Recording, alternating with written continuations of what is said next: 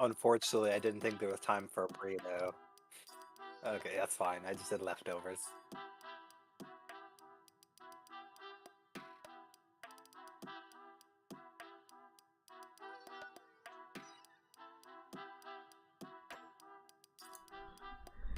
Good morning, good afternoon, good evening, wherever you are, whoever you are. Welcome back to the Third Age Competitive League. I am your host, as always, James, aka The Dark 2, aka the creator of this game, aka not commentating today.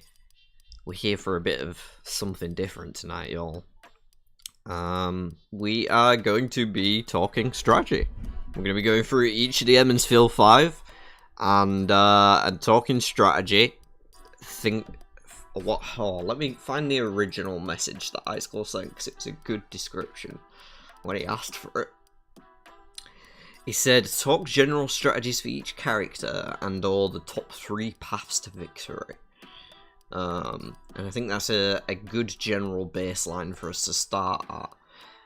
We're also going to be answering questions in chat, so there is a Q&A feature, but you don't need to use that. That was just really so that people could ask questions in advance for us to keep track of. If you want to ask questions, just put them in chat and we'll try and get to them as they come up. You're more than welcome. This show is only going to work with the participation of you guys, so please do ask us anything about these characters as we're going through them. I think we're going to start at Egwene and work our way around the table. But yeah, this should be a fun, casual stream, and here with Bob and Robin, who haven't said hello yet. Well, Bob did speak before he was meant to, but say hello now, people. Hello now, people. Excuse me, croaky hello. We're off to a good start. Hey, Mahalan here, Icicle in chat. Bob in chat, I guess, here. So, I just thought I'd get the ball rolling. Yeah, no, you good. I'm just going to open the questions and see if there's any general questions before we get to the characters in specific. Okay. So you haven't reviewed the questions yet? I've looked through them. But I haven't read them in detail. With the recent changes, this will be our first question of the day from Icicle 3030. With recent changes, if you roll highest in the league game, which character are you picking? We'll each answer this. We'll go Robin, Bob, then me. Well, this sounds like Icicle trying to determine what character we'll pick if he's going to be in a league game with us, and I don't know if that's. I think it's just a curious question. Strategy. I think you should answer it. You should answer it with good intent. Yeah, absolutely. At the moment, I haven't played enough with the new characters to know who I'd pick yet. I haven't even played all the ones that have had changes, but currently I'm leaning toward Perrin with the latest changes. And I can go into further detail or not. I'm sure we will over the show, yeah. Well, we're going to go into detail in each of these characters. I just thought I'd get the generalized questions out of the way first. I also want to point out that I'm wearing this shirt here that says I run with the wolves. So that may have influenced my decision. I don't know. And if we're going to go ahead and point out shirts, I'll point out that I'm wearing the Dark 2 shirt. Hello. If I can turn around without getting all my wires and cables crossed. This is That's because none of the others have gotten in the mail yet. Yeah, that's my room over there. No, they haven't. I haven't packed them up yet. But that's because I'm awake in the night time at the moment, and there's no post offices open. Okay, so Bob, what about you? Who are you picking if you're all highest? I'd probably pick Egwene, and I am slightly trending more towards Rand. Like for Trace Month, I would definitely heavily consider Rand. Yeah. Nynaeve is always a favorite, no matter what changes are done to her, because it's just in a game with Jessica. All she has to do is go back to Arengil, redraw the Blossoms and Avoid, go back to Carienne or Camelin, and gotta fight straight away. Yep. So Nynaeve is indestructible. Yeah. Honestly, it doesn't matter what I do to her. I could, unless I change the absolute core of how a character works, which I don't want to do, because she's a really interesting, fun, unique character. Like, she's indestructible. There's nothing I can do that will stop her from being able to Blossom's Deathgate at tier 3. And I don't want to do anything, because that's, like, sort of the baseline of the high point of the game. And sort of I think the only change you could do is limit the number of the draw. Like Egwene, you know, only has one card to play. Rand gets to tap his hand size once. Matt does get to tap that 10 followers. That but ward breaker. Yeah, she could tap at Qatar, get a Blossoms, a Void, and a Call Lightning. Hers is more explosive, potentially, than all the others. Yeah, but That's you have to find the only pieces. That's the thing. Yeah. That's the thing with Nynaeve. You have to have so many different pieces in order to make it explosive. Yeah. But people yeah, are getting better at slowing down Nynaeve. People are knowing now to hold weaves in their hand, not to use them until maybe the last fight. I think people are getting better at slowing her down. Yeah, I'm playing around that tier 3 for sure. Well, for me then, I really don't know. I honestly don't know. I love all the characters right now. And I'll take this as a moment to harp on my general design philosophy of the year, right? Because not everyone's gonna have heard this, especially if you don't read every message that gets sent in Discord, because there's a fucking lot of them. But my philosophy this year is the year of power. If everything is overpowered, nothing is overpowered. So if Nynaeve was OP before, we take that OP Nynaeve and we say, okay, let's push everyone else up so they're on the same level as Nynaeve now, and everyone's doing nuts things, rather than bringing her down to everyone's more averagey, okay, I'm plodding through the game level. Which is kind of what it felt like before in comparison to what it feels like now. Now things are just like happening all over the thing, all over the place. Matt gets to tier 2, his party explodes. He gets to tier 3, he's slapping people. Rand gets to tier 3 so quick. Egwene gets to play battle cards now with her tier 3. Perrin gets 1 million characters, and Nynaeve's Nynaeve. So like, everyone is so good now. Off the fence, James. If this stream is gonna work, we need you to make definitive choices. I will, okay? And I'm gonna get to it. Yeah. I will. But I wanted to preface that because I think it's a good way to start the stream out. Saying this general philosophy, it'll give you a lot more insight into what my decisions on strategies are and why I make characters and changes the way that I make them, because that's an important thing to understand the game deeper. Okay, if I roll highest right now, well, I'd just pick right now because I'm not in league this month anyway, right? So if I roll the dice right now and picked, who would I pick? Who do I feel like playing today? Here's what I would say. Maybe Egwene. Because I haven't played her in a few days. I would say that if you're like, it's coming up to the last month of League. And if I was on the top bracket, I need a win. No, you need a win. You need a win to get into the Invitational. Yeah. I think most people would choose Nynaeve. If they know they need a win, they need 5 points to get in the Invitational. And the Invitational's right now, like today. Coming like the next fight, you're in your March or your final month. I know, but it matters, because if it's today, my decision is different than if it's in a month, and that's not because of any changes coming.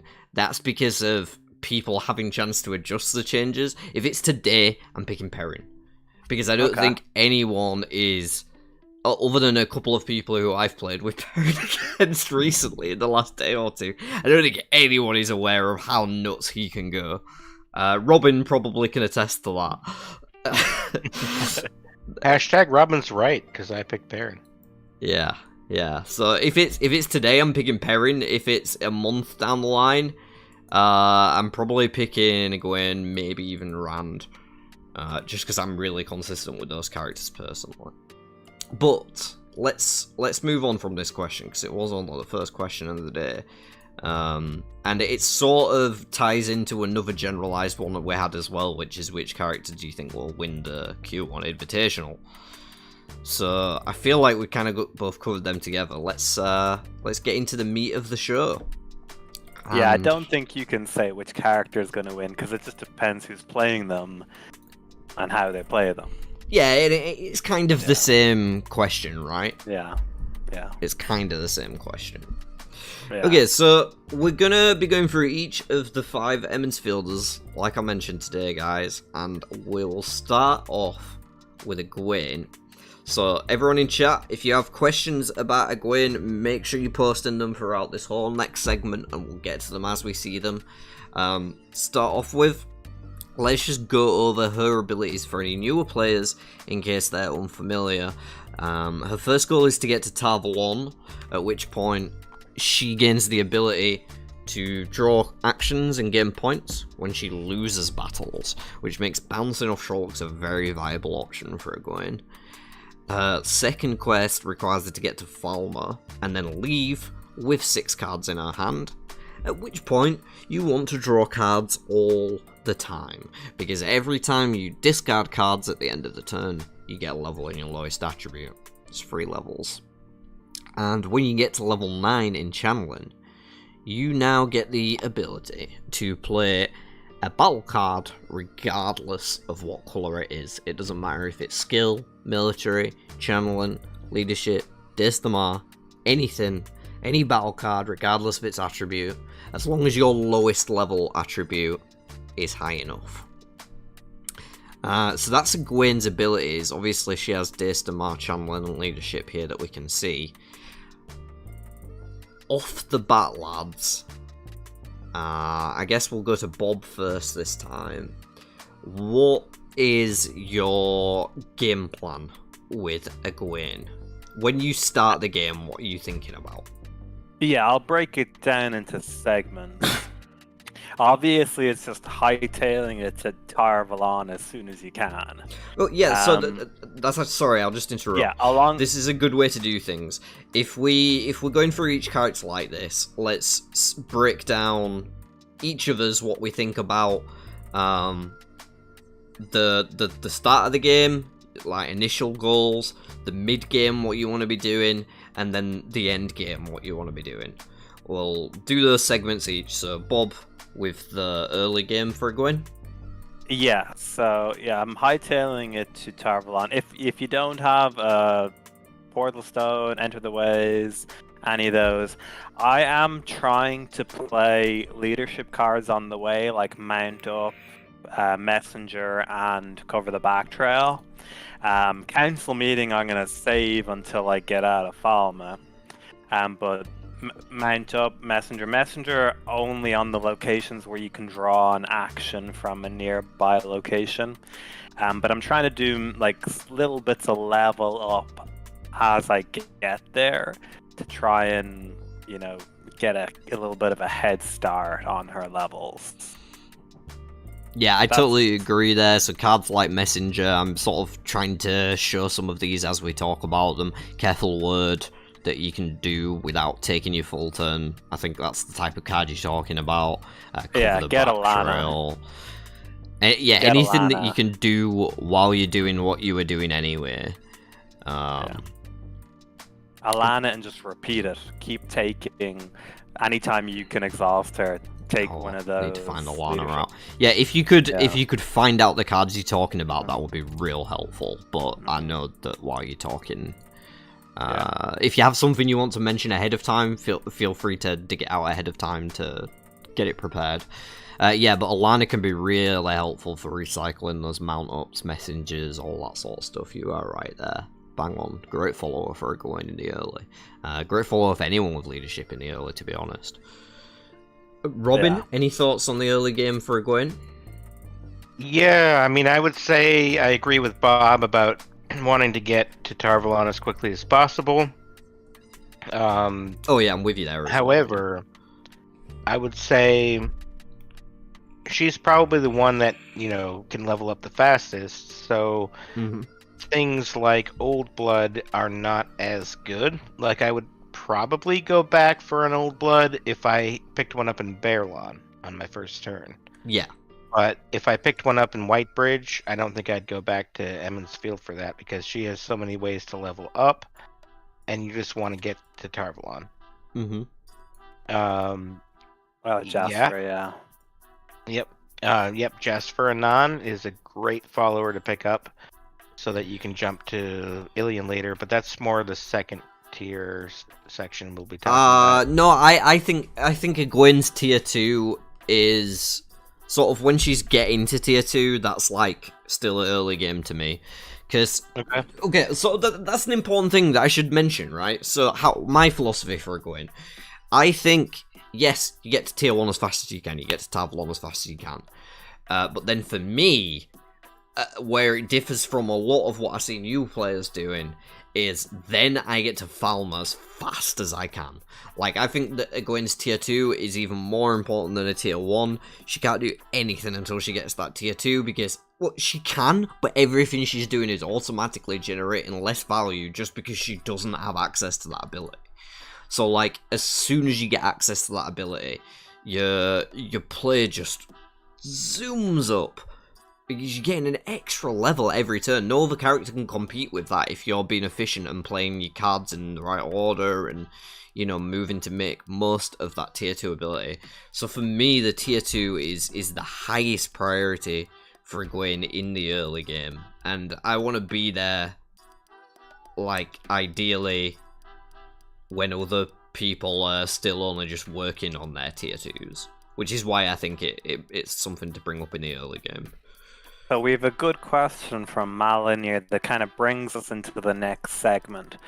What to do with Egwene once you've left Falma and you've hit your tier 2. So, who wants to start? Well, I was just going to say that in response to that question, one thing that Malinir mentioned was about maybe drawing battle cards, if I interpret this correctly, isn't necessarily good, but I would say that drawing those battle cards and conserving them, since she has a large hand size, is a great idea, and then finding followers to be able to play those battle cards is also good, but not as necessary anymore with Egwene's tier 3 ability of playing off attribute. So, and yeah, to answer his questions before we just sort of get into general mid-game Egwene stuff, staying in Qatar is viable. Going to Qatar repeatedly is viable. It's better if you have an enemy to lose to in Bandar Eben, so you can still discard on your off turn. Otherwise, you're probably better off just bouncing against the Trollocs here at Bandar Eben to draw one card every turn if you're stuck in this area. This is one of the reasons why Jasper Anon is so good for Egwene, because after she gets to Falma, you can just sail around somewhere like Ilion, and if you're bouncing at Ilion, you essentially get 3 actions, a favor, and a point every turn. And, like, that's kind of insane, because then you discard as well and get an attribute level, and if you played a card like a messenger or a mount up like Bob suggested earlier, then you get another level, and yeah, you want to chain reaction cards where movement and bouncing can happen at the same time. Yeah, I do have a question for you both, piggybacking off Malinir's question. Yeah, sure. So let's say you either of you get to Falm, you're out of Falm, you're hit tier 2, however, you got there so quickly, like let's say you had 2 enter the ways, you got there quickly or whatever, your levels are still almost the bare minimum. Do you go straight to drawing tier 2s at Qatar, or would you stick with tier 1 for a turn or 2? That's a great question, Bob, because it was actually in the questions that were sent as well. Icicle said after reaching tier 2 with Egwene, how many draws do you do before drawing from the tier 2 action deck? But you frame that in a good way. If your levels are all garbage, that's the difference for me. If I'm starting levels, I'm drawing tier 1s. If I'm on, like, I don't know, this point or better, I'm drawing tier 2s on Egwene. And the reason for that is because it doesn't matter if you can't play them. By discarding the bad ones, you eventually get to be able to play them. Egwene doesn't need to draw as many tier 1s as other characters because she doesn't need to play cards like Guiding the People or Playing the Game in order to gain those levels quickly. She can, and that speeds her up even further, don't get me wrong. But she doesn't need those cards like other characters, so you can just start drawing tier 2s like pretty much straight away. Like, yeah, this is sort of like the cusp of, I don't know, you know, in 2 turns you can be in like this point, so you're ready to play A tier 2, right? Whichever level you need, you take. So yeah, that's my general thoughts on it. But Robin, any different thoughts, Bob? No, I like that, but I also am a little different in that I pretty much always just go straight to tier 2, regardless of the levels, because I want to find those tier 2 cards that are going to be really helpful once I hit tier 3. Blood Knife Rings or other battle cards, for example, or you know, all the information, there's a lot of really good tier 2 cards that you will eventually be able to play. And yeah, even if you have to discard some that you might be good with later, that just means you have better cards already. And other people, it might distract other people to trying to go to Had and Merc to like pick them up and distract from their original strategies or get them just kind of out of the way there. You know, so that's my general principle is tier 2 immediately, unless I just really don't have a way to get out of that situation and I just am on starting levels and, you know, might be able to looking for maybe a specific card to add in Almoth Plane, or just, you know, thinking that maybe I'll get a way to teleport other than Gateway, you know, not Gateway because that's tier 2, but like, you know, some way to get out of there. Typically, enter the ways and things are in tier 1, so you do need a way out of this corner, eventually, because there's just better things that you can be doing elsewhere. Is basically the point. Like, and Laris in chat was mentioned. That's a good shout. Egwene loves Laris because that makes Tarvalon the most profitable bounce. If you bounce at Tarvalon with Laris, you get a coin, a favour, 2 actions, a point, and a character, which is nutty. So that's definitely one to point out. I do have to say, though, I think the bouncing might be a little overrated in some ways. Like, I've had very successful Egwene games with just staying in the Katara region, especially if there's an enemy on the Tavern row you can lose to after losing to the Trollocs, get 2 points every turn, a couple cards, things like that. And Qatar, you know, Bandar Eben is not bad to bounce back and forth with. I know you mentioned earlier that you know, you might bounce off the Trollocs even if there isn't an enemy there, which is good, but then you're only picking 1 card, only discarding 1 card, which is good for not putting too much in Had and Merc, but then you're also not really pulling those you're not battle getting the cards good cards, you want. You do generally want, like, by the time I'm hitting tier 3 with Egwene, I want my hand to be full of battle cards from the tier 2 deck. Right.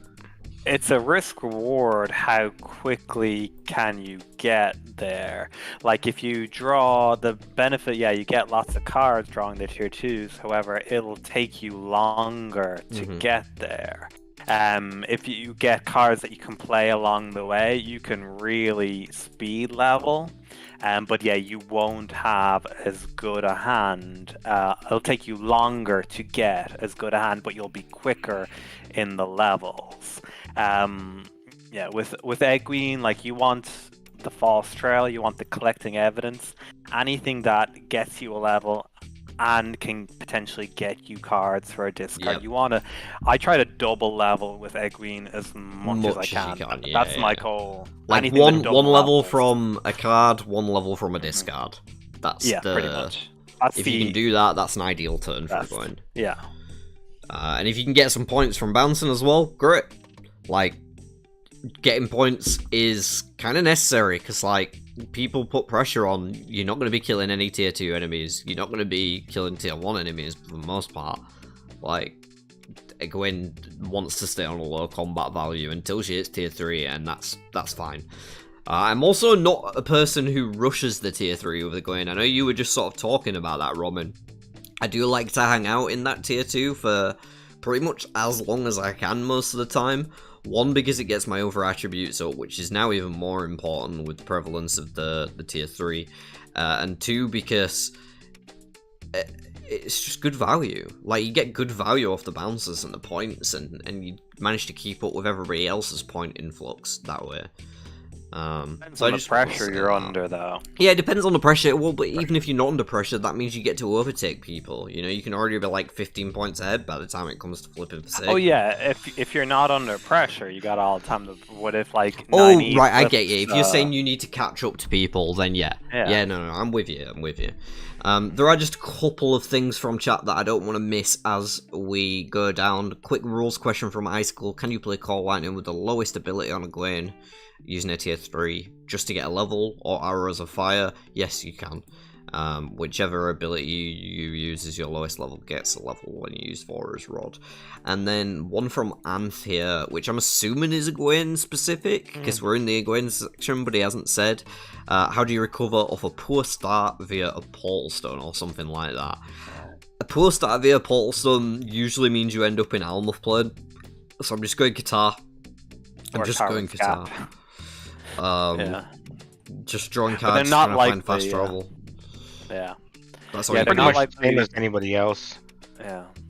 With a poor start from a Portal Stone. Yeah, Basically, it's don't the play same. a Portal Stone in League games. No, first Portal Stone's good, because the advantage it gets you if it goes right is worth, for me, being stuck here for a few turns. Because the thing is, I think if you go to Guitar like 3 times, you've drawn an answer. If you can't draw an answer in 9 cards, unlucky.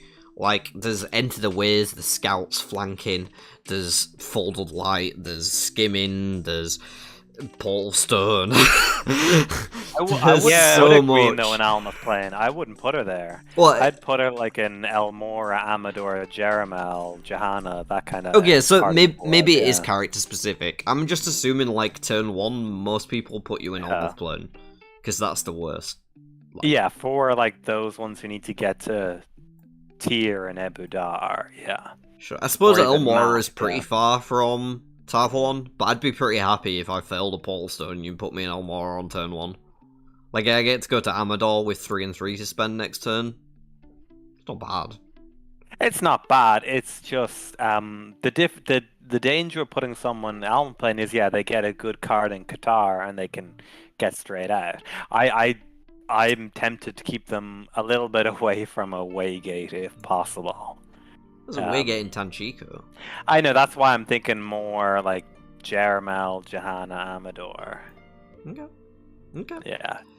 Just a thought. Caramel's always good to put somebody, unless they're Nynaeve. Oh yeah, we do have to talk about the Icicle strategy of attaching cards at Almost Plane with Egwene. Attaching cards is great, just not Twisted Rings. Yeah. I like charging putting low level cards that don't seem so threatening that they need to get stolen or killed. Like attaching maybe a flanking, attaching, careful word, maybe. Ambush, yeah, something that it's not so threatening that it's going to get stolen on you. Yeah.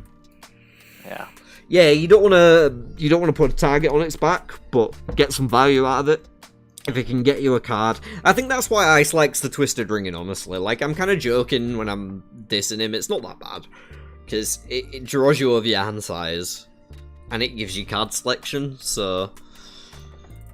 Twisted Ring's not so bad. Attaching things that are going is an option.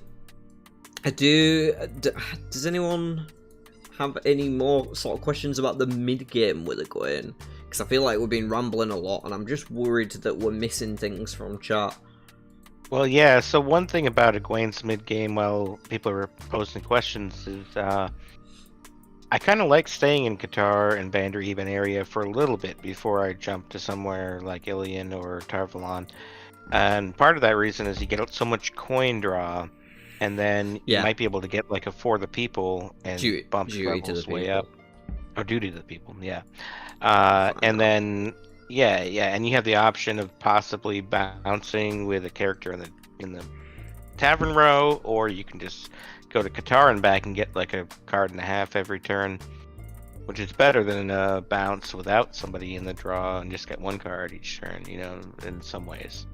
But you also, you know, don't get those points. So, yeah, there's that. And then, you know, one thing I have to kind of throw out there for Egwene anytime we're talking about her is that if you have Ingtar, you can use them as the enemy to bounce off of. And nobody can stop you. Yeah. Nobody can kill it out of the tavern row. No, he is right.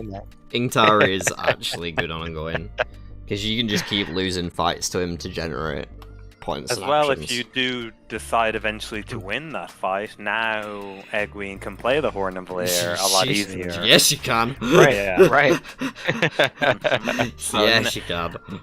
Now Ingtar has a bit more value. A lot less. Oh god, I accidentally gave Ingtar more value. Ingtar, more value. Well, it's still, I'd still put it behind that Tarot's work and the dagger, but it's ahead of Scratch.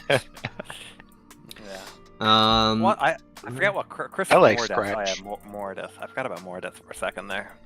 Before we get into the hyper late game for Egwene, just one thing that's probably a good time to address now from the actual Q&A chat was, what are the best level breakpoints in followers for each character?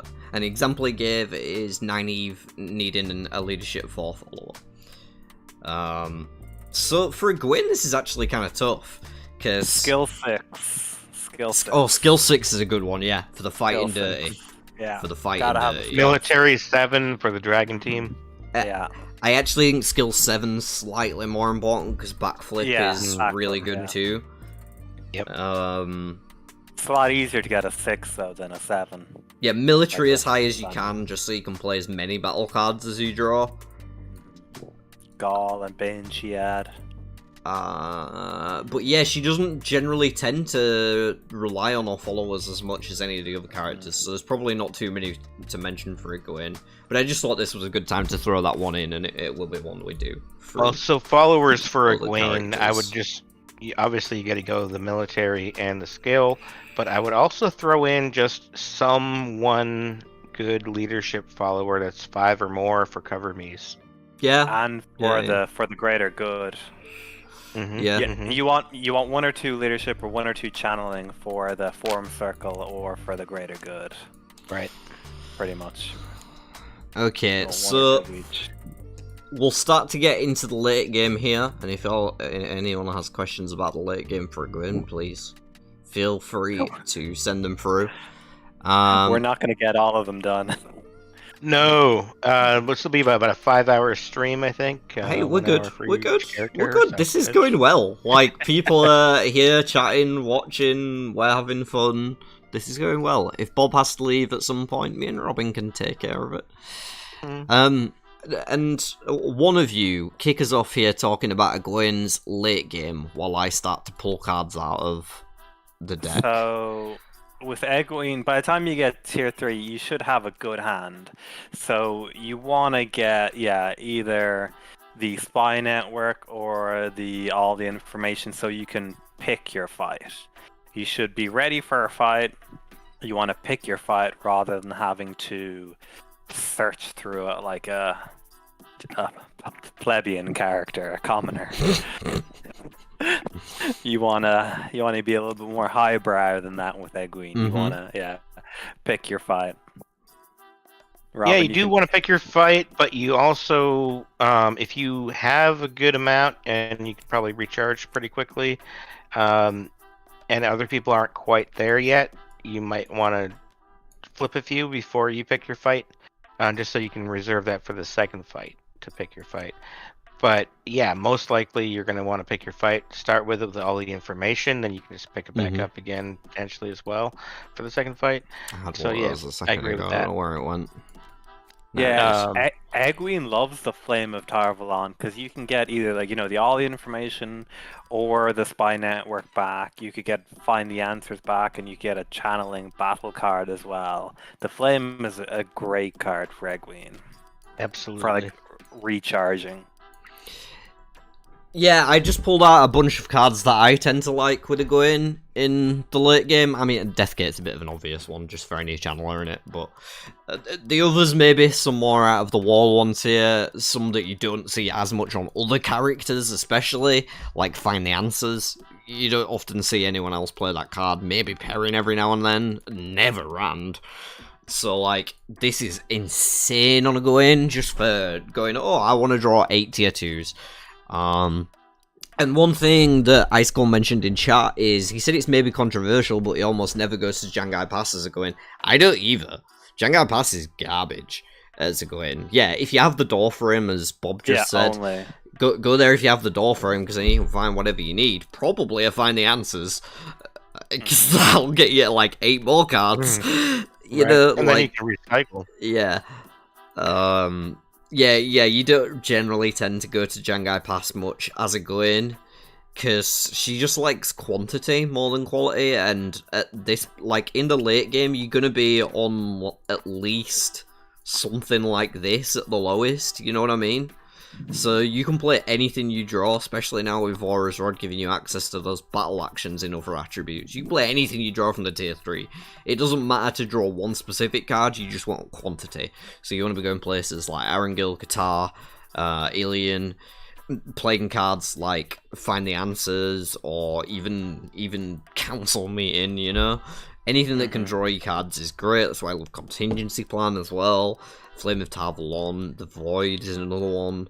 And like you guys were saying, she really does like to pick her fights as well, because with only one character flip a turn, you need something like an All the Information or a Spy Network, so you can see what's coming up, make sure you can take care of it, and then toast it. Yeah, Egwene fights more via cards, so not just picking. You want the max value for the fight. Like, you don't want to burn a card on Balthamel or like something like that. You want to get at least like a Samael, Agonor, Lanfear, and upwards. Yeah, I think that's the thing with Egwene that people probably struggle with more than anything, is just maximizing value. She's a character that it has the potential to be really efficient, probably more efficient than any other character, other than maybe Matt now with his tier 2. Which is on brand. Yeah, she gets things done, and like, it's hard to go wrong, but to get the full value out of her, you really have to maximize those tiny little things, those things like the extra points from bouncers, and God, I've forgotten what you just said, Bob, but what you were talking about was what made me think of this. Like, the fact that Egwene usually has to play cards to win fights, and those usually that you want to play the right cards, yeah. Yeah, because those cards usually for her come with combat strength of like 7 and above, so you don't want to you want to get a decent fight. You don't want to have to use a card for 12 or 13 points. Another thing with Egwene is that, like, let's say you've got one fight and it's getting towards the last battle. Her value also comes in playing the webs within webs, the For the Light, those kind of cards. When you know it's unlikely that you're going to get a fight, so she has those ways of getting maybe 8 to whatever points that can help boost her. Yeah, heavier than a mountain, those kind of things. Yeah. Yeah, for the lights are a tough one with her because she doesn't often have a lot of followers herself. But these are the ones heavier than a mountain, webs within the webs, and sorrowful execution. They can definitely be nice to get some extra points in the late game when she's not gonna have enough time to build up for a fight. Yep, and along the way up to that point, you can pick up like kidnapping, and there's a lot of fuckery cards that to mess with other players that Egwene has that you can use along the way to get levels and just shut down other people's strategies. Down, Kidnap followers that she can't recruit herself because she's bouncing on something Trollocs and Alien and not able to pick up characters or whatever. Yeah. Yeah. So she's very versatile. You kind of mold the way you're playing the game to what other people are doing to some degree and what opportunities are out there. So it's really an opportunity thing because you're drawing a lot of cards if you're playing Egwene correctly, and there's a bit of a choice on what you discard and what you keep, and that's where strategy comes in. I think primarily with Egwene is what do you keep, what do you discard, and how do you play the cards that you do keep. Right. Well, I think we've talked a lot about Egwene, so unless any final questions come through specifically on Egwene from people in chat, it's probably best to move on, but there is one more generalized question to answer for each of the characters, and that is, Icicle asked, what are the best trait combos for each character? Do we want to do this now, or do we want to go through traits at the very end? Probably the end. That's fine. We can give one trait each quickly and say why if you want. Yeah, that works. That works. We'll do that at the end of each character. Each. Cool. Okay, Egwene, Aiel. Love the Aiel trait on Egwene. The Aiel have some of the most powerful top-end effects if you can assemble them in mass. Egwene doesn't need her followers to do anything else, and it just plays really well with the playstyle, the type of abilities that you can get from the Aiel in the late game. And most of the Aiel that are really good are tier 3, and she doesn't really recruit a lot of followers necessarily before tier 3. So she'll have a lot of resources. Discounts anyway in traits. So yeah, Aiel for me on Egwene. Bob? Aiel first choice. Second choice I'd consider... Say a different one. Borderlander. You get your military, you get some channelers, you can tap for, your free Rodell and Maradon, who she'd get the most value out of those. You can't get Rodell, he's not Borderlander. Oh, he's not, you're right. But yeah, you get like Ingtar, you get Agelmar, there's a bunch of good Borderlanders. Yeah, Borderlander is my second choice for Egwene. Yep. And Robin, you give us a third? Maybe Soldier. Just because you can get more military that way, and there's some good combos there. But I'd say if you're looking at Soldier or anything else other than the first two we mentioned, then you got really unlucky on the draw. I'd say Karienin. Friggin' get Laris to the Tower. That's not a bad option. Not a bad option. Yeah. And did you say it was Mahalnir who wanted an overview of traits real quick?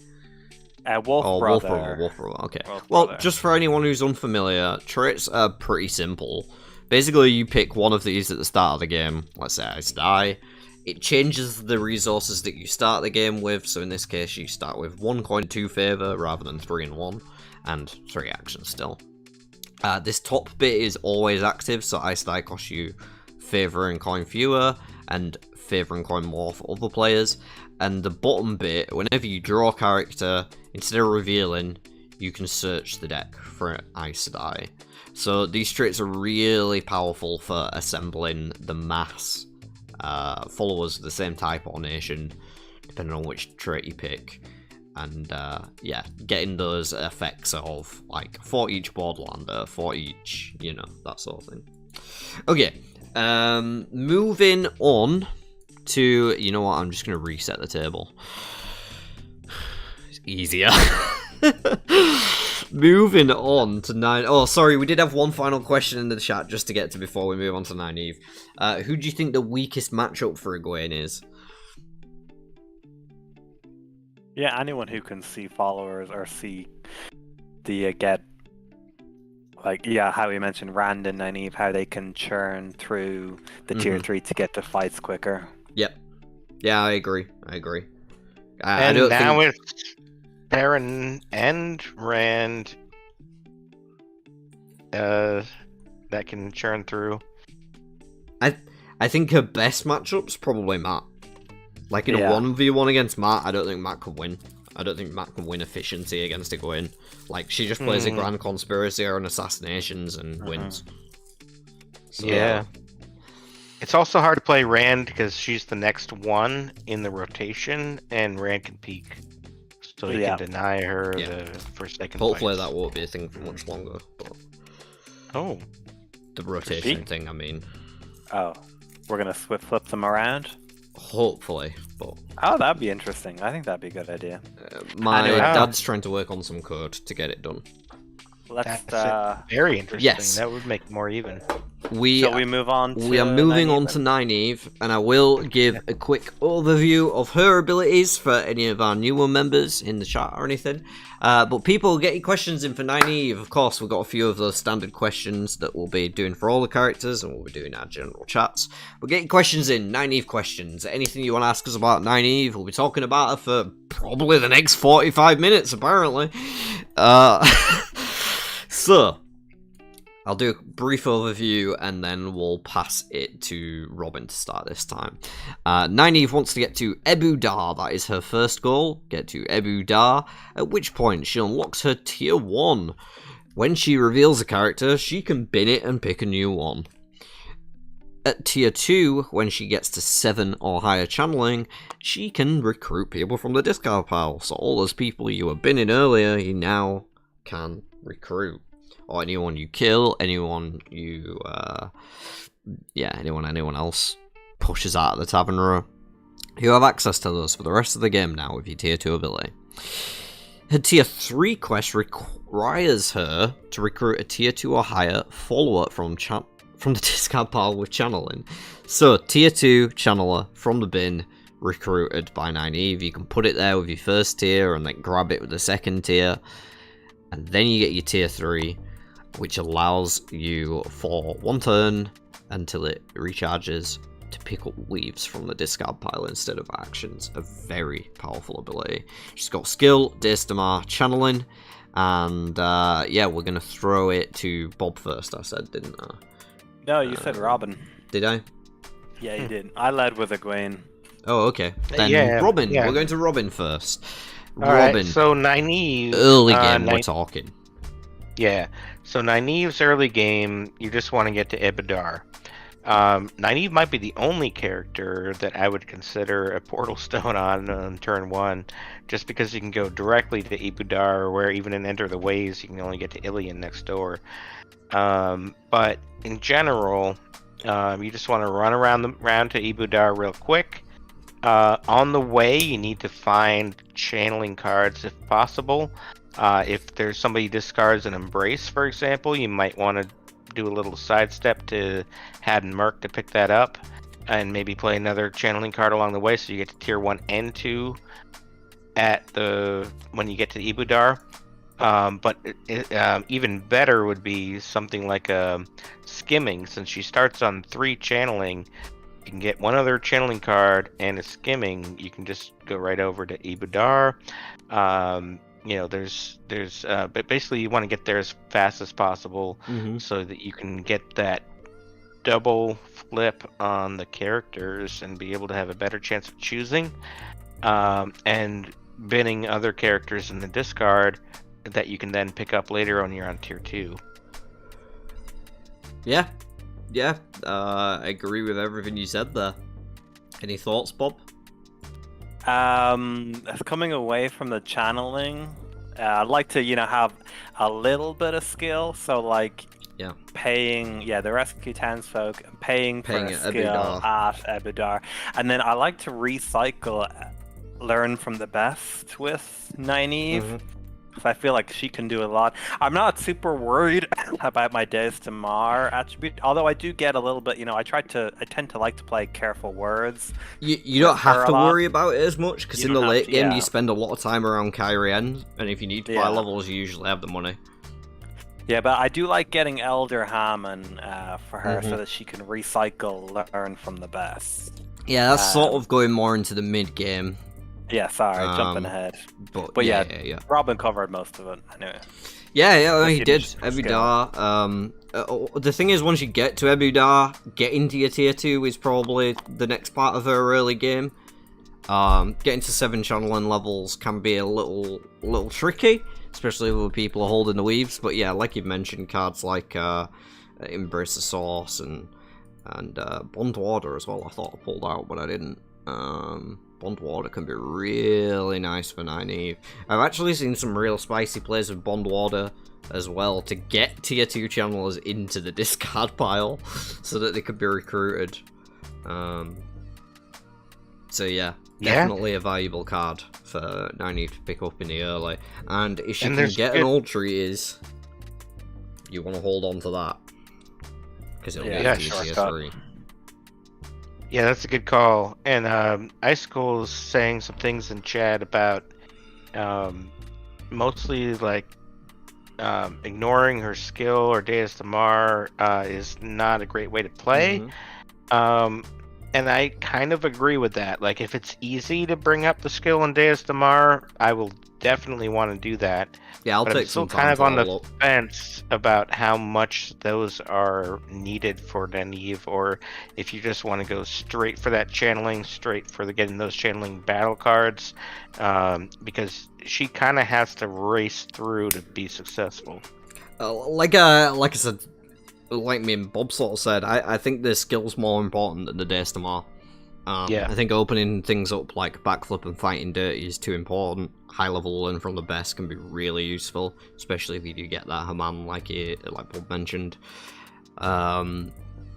Whereas Days to Mar, there's not as many cards at that same sort of tier 2 boundary that you care about. And like I say, you can buy the levels later. You're going to be around Kyrian a lot. You're not going to be going back to Ebudar. So, tier 1 followers that Nynaeve likes, like Covril, Egwene, those leadership ones. Not Egwene, she's 3. Oh, she's Definitely 3? Oh. Gaul. Gaul, Bane, Shiad, yeah. Talonvor. Yeah. Those kind of assists. A lot of followers were the assists. She likes assist as well. Yeah, and a Covril can also be good for cover me later or something like that. But yeah, early followers definitely, obviously leadership and military, but specifically Covril because she can play the cover me later. Military, anything with assist. Yeah, you just want to get as high as you can on military. Yep. Yeah. Nynaeve... Thanks for hanging in there, Malinir. See you later. Nynaeve is, I don't know, I feel like she's kind of narrow in what she can do, so it might be a bit quick for us to talk about this one. Yeah, I agree. I don't think there's much as depth to her as there's to Egwene. At least not in the early game. Yeah. Definitely in the late, there's a lot of interesting things you can do. But, let's move on to the mid-game for Nynaeve. But once you get to tier 2, you mean? Yeah, once you get to tier 2, between tier 2 and the point where you're ready to look for a fight. So, you want, let's say you don't have a card to get nationality Channel Australia, you don't have an old treaties, you can consider going to Jengai Pass and searching for the Bowl of the Winds, but that is low probability. Low odds. There's only one of them. The higher probability is some people recycle wards, so you can keep looking ahead and keep, flipping through. Get an idea of when you can discard and when you shouldn't, because the next one's a channeler or whatever. Yeah. Yeah, I Yeah, really like so- the ward strategy. The Bowl of the Winds strategy I have implemented sometimes, not because necessarily I was expecting to find a Bowl of the Winds, but also you can get Call Lightning, other channeling cards just to beef yourself up a bit toward that higher tier 3 level that you'll need eventually. Yeah. Maybe even, yeah. I think a lot of the time with Nynaeve, I used to go to Jangai Pass a lot at tier 2, bounce between there and Kyrian, and I think that's fine, because, like, you can just get the tier 2 weaves, stuff like Gateway, Call Lightning, Mask of Mirrors, and Ball of the Winds, you know. There's some really important tools in there that can help you into the late game, especially if you haven't found an Arrows of Fire as well. Trying to get that Call Lightning to make up for it can be really handy. And then when you bounce in Kyrian, you get to look for followers, because you need to be flipping through this deck, like, constantly as Nynaeve if you don't have a way to find, like, look how long it's taken me there to find a channeler, 7 deep. So, Yeah. like... And you're building 3 troops every 2 turns. Yeah. And the thing is with Nynaeve, she has fast starts, so usually you're at the point where you're flipping tier 2s before anyone else is. So it's not like anyone else is going to be helping you out. You gotta dig through these fast to find one. Yeah, So- you're going to have to accept that you might lose a fight and just be okay with it. Oh, 100%. 100%. And it doesn't matter if you do, because you don't care about building up troops at this point. Most of Nynaeve's combat strength comes from battle cards in the late game. Weaves being recycled, like Arrows of Fire, Call Lightning, Blossoms, Deathgate, all that sort of stuff. So, But definitely helps the first fight as you're building up to that point. yeah. With troops.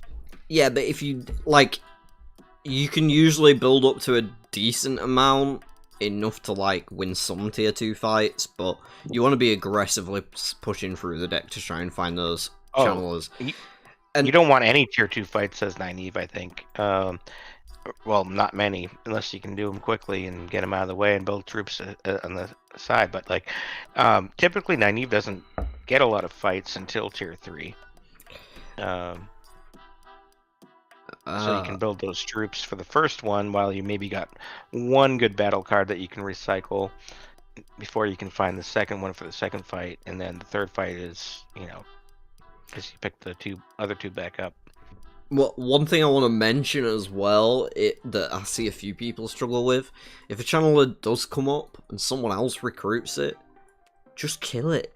Like, I see people go, oh, well, it's gone, and then they start looking for another one. And I'm like, you're going to spend the same amount of time looking for that one as you did the last one, and then someone else can just recruit it. You're going to be in the same situation. Find yourself something like a shield. Find yourself something like... Usquai, an unidentified object of power. Mask of Mirrors, a blood knife ring.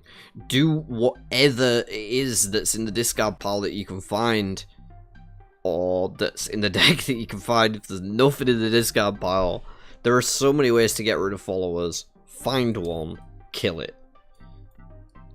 Don't keep looking for another, because it's easier to kill the one that's already in play. And speaking of the discard pile, I feel like I overlook this a lot, and probably other people do, but there can be a lot of free followers in that discard pile, and so if you're a Nynaeve on tier 2, you want to be looking at that and see what the character discard you can get there versus flipping one. Yeah, you're right, for sure. Like, sometimes, Or any tier. You know, if you got a bin, there might be a Chiad in there, might be something like a Pedron Nile if you've got a random White Cloak in your party, or a Step In, or, yeah, there's plenty of nice free triggers that you can amass with Nynaeve, unlike other characters.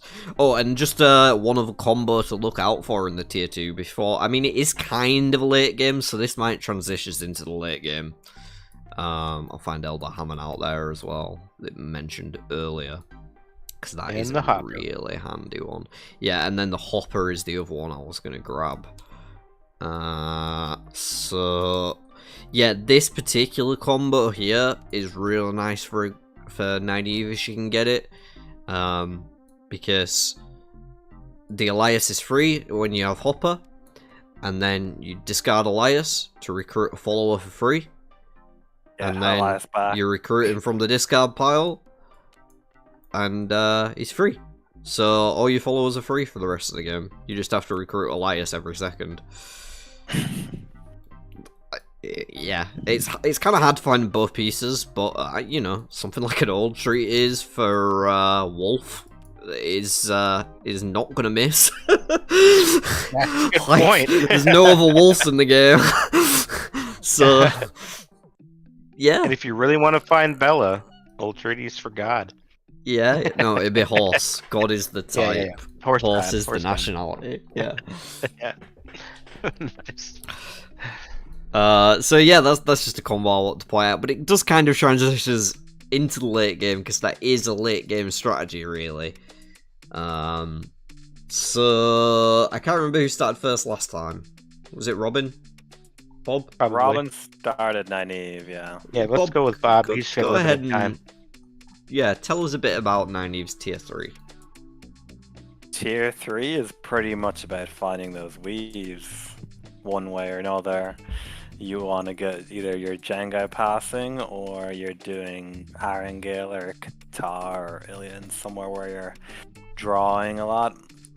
You can, if there's a gateway out there, you can kind of recycle that to do Jengai past Qatar or Ilian. That you can recycle between getting more cards. So it's all about getting more weaves. You want to get as many weaves out there into the discard pile, pretty much. And with Egwene, or with a gateway, or with anything else that can get you there and back again, an Andral or whatever, Barrelon's not a bad option to dump your hand if it's not good and pick up a whole bunch of tier 3s all at once. Yeah, with Nynaeve, as well, recycling the Bowl of the Winds, like getting a free Rodel, a free Bashir, whatever you want to get that can, you know, make, if you have like a combo of nationalities and you want the one card that, or one follower that gives you +1 for every nationality, being able to find that follower to really make your team kind of powerful can be a helpful strategy. Yeah, and collecting similar type followers is something that Nynaeve can do with that tier 2. Without access to a turret. So, yeah. Yeah, it's not something you can go out of your way to do if the Bowl of the Winds isn't out there. But if it is out there, it is, like, if you've got a little bit of time, it can be really, really valuable. Yeah, Robin, do you have any thoughts in addition to what Bob said there, really? Well, you really only need 2 or 3 good battle weaves, preferably 3, of course, that you can then recycle as long as other people don't pick them up or take them from you. So you want to definitely get there as quickly as you can. As long as you have at least one good one that you can recycle, you're off to a good start trying to find a Forsaken, especially if you've built up a little military for your first one. And if I have a Blossoms and a Call Lightning, I'm looking for Forsaken. Oh yeah, exactly. I don't care how many troops I have. Right, and most likely you'll be able to pick up at least one, if not both of those cards before anybody else can after you play them. Exactly. Using the tier 3. It's also good to kind of position yourself maybe in like a Kyrian or Bander Eben before you play them, if that works out.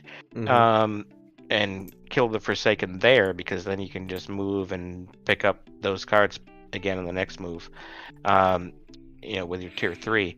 The other thing about it is if you have the Void, you can use your tier 3 to pick those back up again, or to pick up cards at the start of the fight. Like if you don't have any in your hand but they're in the discard and you have the Void, you can go somewhere where you can pick up at least one of those right away. Yep. Well, you can pick them all up with the Void if you get it high enough, enemy. But like if you already have them in your hand, you might want to be trying to fight in like a Tarvalon or somewhere where you can pick at least one of them up afterward immediately and then go get the rest, depending on the circumstances. But yeah, Void's great for Nynaeve. Okay, there are a few different combos and weird plays that I want to point out. So I'm going to go through a few of these guys, because I don't know if you guys... You're probably familiar with most of these.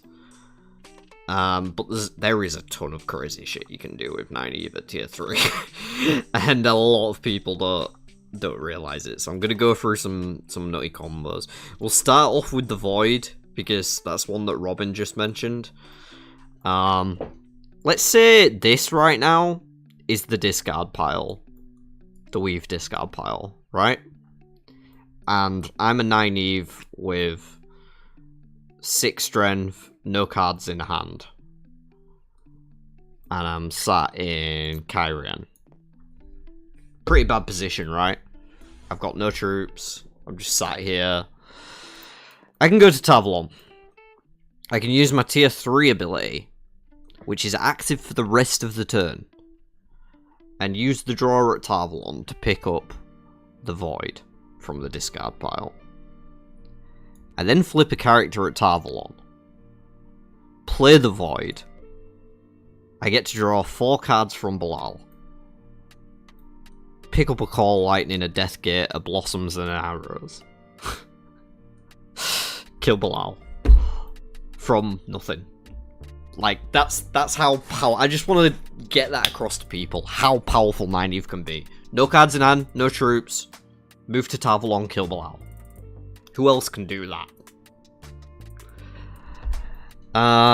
Some other things. I really love these cards that let you draw actions in the middle of combat with Nynaeve. Because, for the same reason... You can play cards twice. You play Deathgate. Once you've got the combat strength, it's resolved and it goes to the discard pile. You can then play a Throwing Knives and use your tier 3 ability to pick up that Deathgate and play it again. Wow. Yeah. I had not considered that new card. That is... I'm learning lots of new stuff on this stream. I appreciate it. Like the... It's timing. If you get the timing right, yeah, Nynaeve is I would say unstoppable. Yeah, works with Not So Tired, works with Contingency Plan. There's just so much stuff you can do. Another common one that I tell people is like Robin said, go to Belon, spend your good cards on a fight without using the flag yet, and then discard any bad cards you had to pick up the good ones again after the fight. That's a really common play I like to make with Nynaeve. But yeah, you spend a lot of time in Jangai Pass just trying to find these pieces. Once you have the pieces, there's nothing that can stop you. Because if you're doing stuff like killing Bilal from 0 cards in hand, how is anyone going to keep up with that? You just have to find all these pieces to get them either into your hand or into the discard pile, and then you're unstoppable. Yeah, that's the only thing that stops Nynaeve. Like, we've played games in League where Nynaeve, the cards just didn't get out there. Yeah. Like in my last game with Nynaeve, I only got a Blossoms and it was taken from my hand. Mm-hmm. There are more ways to win with Nynaeve. This is just the quickest. We do want to let other people know that you can win other ways, but this is just the quickest. The best. The Yeah, most similar powerful.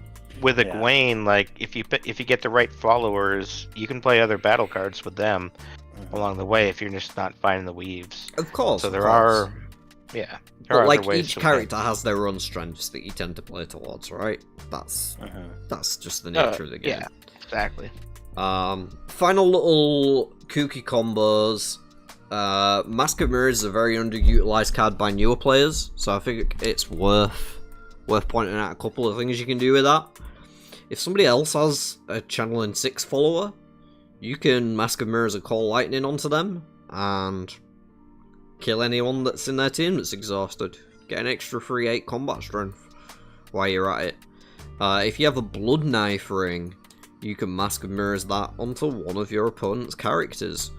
Hey look, you just turned that enemy character into 10 combat strength. Good job, Nynaeve. Like James did with my Rodell yesterday. Yeah. Wait, that wasn't on Yeah. stream or anything, was it? If you I have think that a was cover a me in hand and you don't have a leadership follower, like you can, Mask of Mirrors allows you to basically use anybody's follower. So like your potentially your window for playing cards is a lot wider when you don't necessarily have to recruit the follower Or that build has the your own level. levels up, Or yeah. you get this Yeah. Horn of the Lear sitting around, but you've tried blowing into it, and you're like, I I just don't don't have have enough skill. Yeah. You can Mask of Mirrors that skill from So, somebody Sword else. of Execution and a 1. You can just put that on an enemy's follower and kill anyone in their team and gain some points. Like, there's some really good options in Mask of Mirrors. So yeah. Yeah. Okay, so generalized things that we're answering for all of them. Right. Level break points for each character. So leadership 4 is an important one for the old treaties, we've already mentioned. Getting as high military as possible. I mean, we've kind of already covered this, haven't we, actually? So yeah, the traits for Nynaeve, I guess. And if anyone has any final questions about Nynaeve in the chat, please do post them through. We haven't had as many for Nynaeve, so anything you want to ask us about Nynaeve, shoot it now. So Robin, you get first choice this time. Oh, Which yeah, he was trait last would time. you pick for Nynaeve? Borderlander. Yes. Yep. There's enough channeling tier 2 and lots of other good followers for her and that for military and other things. Bob? I'd want one that has a tier 2 channeler. Yeah. So, yeah, you're down to, if it's not Borderlander, you've got, you've got the one Andorran, tier 2, you've got, is there a Karyenin tier 2 channeler? Yeah, there will be. Yeah, generally you're taking one of these. Marine. Because you're not, Marine. Yeah. You're not taking a noble, a soldier. There's no Two Rivers tier 2 channelers, no warder, not taking a white. Gonna be one of these 5, innit? Yeah, one of the ones, that gets you a tier 2 channeler, pretty much. That's what you're picking with. But Borderlander is OP with Nynaeve. It is great. Yeah, generally, rather than just picking a third one out of these, because we're sort of... I'd go separated them Karyen in anyway. second choice after Borderlander. Karyen would be my second choice. The only thing I would say on this subject is that the Aes Sedai is a trap. Don't pick Aes Sedai on Nynaeve, ever. Because you're like, oh great, I can find myself a tier 2 channeler, and then I hit tier 3, and that's all you do with your trait for that entire game. That's it. So everyone else is going to be getting crazy value, and you're going to be sat there like, man, why did I pick Aes Sedai? Pick one of these other ones that can still get you a tier 2 channeler, but do other stuff at the same time.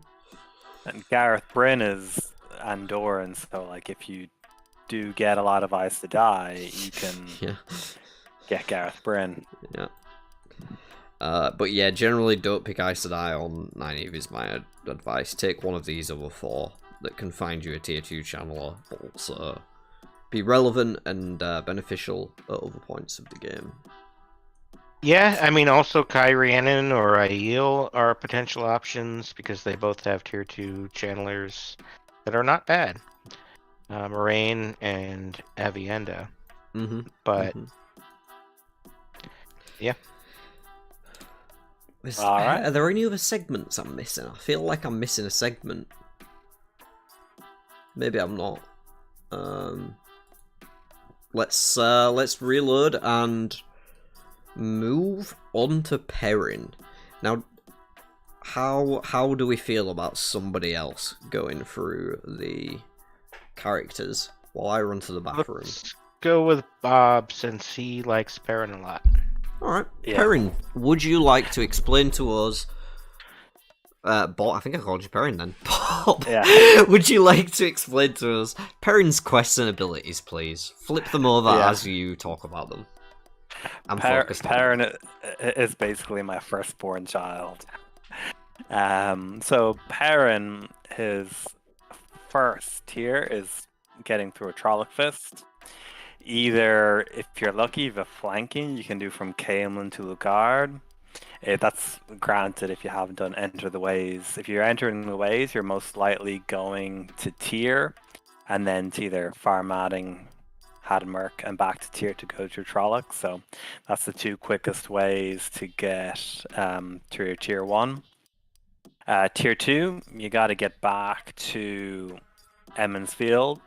So if you've gone to tier and you're near Hadmerk, if there's an Enter the Ways been played, you're going to pick that up to get straight back to Emond's Field and flip your tier 2. If there isn't, no harm, no foul. A little bit longer walk back, but you can pick up troops on the way.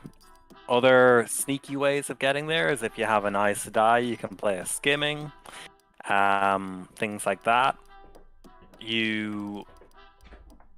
When you get to Emond's Field, you're trying to get out of there, back over to Ilion, Farmadding, Hadmerk, Arengil to draw as many cards as you want and level up to level 18. You have the option of, hanging around before you head back to Emond's Field, leveling up and then heading back, or heading back and then leveling up afterwards. Either's fine, just whatever opportunity is presented to you. And then when you've got sufficient levels, you make your way over to Malden here in the middle of the board. Yeah, we're kind of going beyond level 1 right now, but I thought we were just doing the tiers. I thought, you want me to tell you tier 1? I thought I was just doing the quests. Yeah, I don't know. We're give just the strategies too, but that's cool. yeah, just the quest abilities. I won't go into quests. Yeah. Quest abilities down here. Sorry. The playable. So coming back to tier 1 then. So tier 1, yeah, I'm around Hadmerk, Farmadding, tier Ilion. I am Bob. I think you're still on the You're outdated. wrong area. I can pick this outdated. up. Let me pick this up. There's changes to Perrin. No, let me just, I don't know what you've actually been saying, but it sounds wrong. So, Perrin wants to kill a Trolloc Fist. Once he does, he unlocks his tier 1. At that point, he can gain a troop and a character in villages. At tier 2, which he gets when he moves back to Emond's Field, he doubles his base combat strength in villages. Definitely a village theme here. When you get to 18 combined attribute levels and move to Malden, you unlock the tier 3, which allows you to move to any location on cooldown. He has leadership, military, and skill. And now we'll begin talking about the strategies for Perrin in the early phases of the game, Bob. Go ahead, kick us off. I got sidetracked there. So yeah. So I've already talked about the movement, ways of getting quicker to and from Emond's Field. Nice way of getting out of Emond's Field, I haven't mentioned it, as ambush, like we talked about with Egwene, to get out. Yep. With Perrin, I want to move and play cards at the same time. Yep. I want to mount up messenger, cover the back trail. I want to go find a fight and chain reaction cards, flanking, Borderlands training, spoils of war. You can flip these over as I pull them out, by the way. Learned in combat. I want to, chain reaction get as many levels as I can in a turn possible. And then also either pay for a military or a skill and tier Budar. So yeah, I'm pretty much like Egwene. You kind of want to... Yeah, it's similar to Egwene, yeah. You're leveling up you're leveling up and you're trying to gather some troops. With Perrin, I only tend to take a fight if I can get something out of it. Either by playing the Learn in Combat or Two Rivers Longbow. Something that gets me ahead of the curve. I don't take a fight just for the sake of it. Yeah. I want to take a fight that gets me something. I am... Yeah, fight for advantage, not for no reason. Yeah. And there are some level 2 fights that will give you a level, which those are fine as well, even if you don't have a card that will give you an extra level. But it's hard to predict when they'll come out. Yeah, just going over my, like, immediate out of the gate strategy once you're at Camelin. I tend to go farm adding tier and then through the Trollocs to Ilion. That's my most common path for getting my tier 1 online. In terms of getting back to Emond's Field, you mentioned some fast travel stuff. Fast travel's always good. If you can enter the ways to get home, that's fine. If you can portal stone, it's probably fine too. Now on Perrin, I don't hate just walking. And I don't really want to ambush out of Emond's Field anymore, if I'm honest, Bob. Because I'd rather just walk. It's an option, is what I'm saying. Like, you don't have to with Barrelon, and now, yeah, with the changes of Perrin. When I hit tier 2 on Perrin the other day, I walked back towards Camelin, but I didn't get there for a long time. I was in Whitebridge and Four Kings having the time of my life, just getting tons of resources, bouncing back and forth. And not because I was, like, stuck there. I wanted to be there. That was better than getting out for me.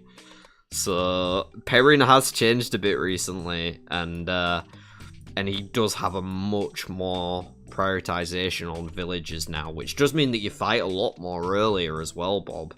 I did find. But, yeah. Yes. Yeah. Any thoughts on Perrin, Robin? The Run with the Wolf shirt?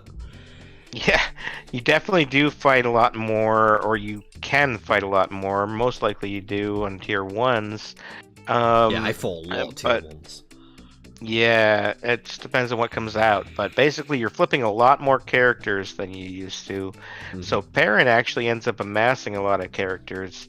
The trick with Perrin on that is to only recruit the characters that actually add value for him, not just grab anything that comes along. Because he doesn't need a lot of followers like Matt, but if you have the right ones and enough of them, it can really add to your levels. Like anything with a battle capability is great for Perrin. Anything that's high enough Deus Tamar to be useful, even if it's just for a careful word. Yeah, it's not slipping into the mid now, but that's okay. Yeah. And then, channeling is good too. But, like, basically, you definitely, like Bob said, want to level up those levels as fast as you possibly can. Any cards, like are shown on the board here, that can get you there is great. Less importance now on being around Farmatting, Haddon Merc, because you can't get that extra troop in Farmatting anymore. More emphasis on hanging out in villages. Absolutely. And I've got some thoughts on Malden / Johanna for the next level and the one after. Two things before I go on to Kev's question, because Kev had a great question in the chat. The thing I find as well, people know, but Perrin can be really effective at farming tier 2 fights. With comboing, either using a 2 arms or bury dead, preferably one, and then you find another. So that Perrin is usually the one that makes the head start on the points tracker between all the characters. He's ahead in the early game, usually, yeah. But They're Matt doesn't want to be. game. If Matt's doing that, that's setting him back from getting to his own tier 3. But he often by accident does. Yeah, coming to Kev's question, how to slow down, play against Perrin. Expose weakness. Either you want to bring his levels down just before he gets to Malden, or you effectively play That's Not How Rows Work to move him back to Tarvon. Either he's going to Emond's Field or he's going to Malden, and you move him back a couple of turns. You can slow him down that way. Yeah, the turn that moving to Malden doing this is great. And that can be recycled because you can't get back in time to get there before you can pick it back up again. Depending on it's where going to you slow are. you down too, but as long as you have enough people in cahoots to slow him down, if he's really that far ahead, you can really mess with Perrin for a number of turns as a group. I'd just say that slowing him down is tough in the mid, but moving into the late game it becomes a lot easier, because all you have to do is attach a Dream Spike to a follower and Perrin gets neutered. All you have to do. All you have to do is attach a Dream Spike, and Perrin's fucked. Like, he can't move anywhere. He has to use followers to move to try and bait it out, and... And he can have some trouble finding the right cards to kill that follower or get rid of that Dream Spike in some way. Yeah. Yeah, Perrin, not the most access to kill potential with his attributes. You've highlighted the Old Blood here. That is obviously a great card for Perrin as well. Oh, and one other thing we should definitely mention as a follower strategy for Perrin. And this is one that's so sort of like blended into the late game here, but this is a strategy that actually is sort of throughout the game. You have to build it up. Struggling to find him here. There's one. And this strategy is even more applicable now. Before, it was kind of tough to build this up, because you had to have the Able Cawthon to make it work at all.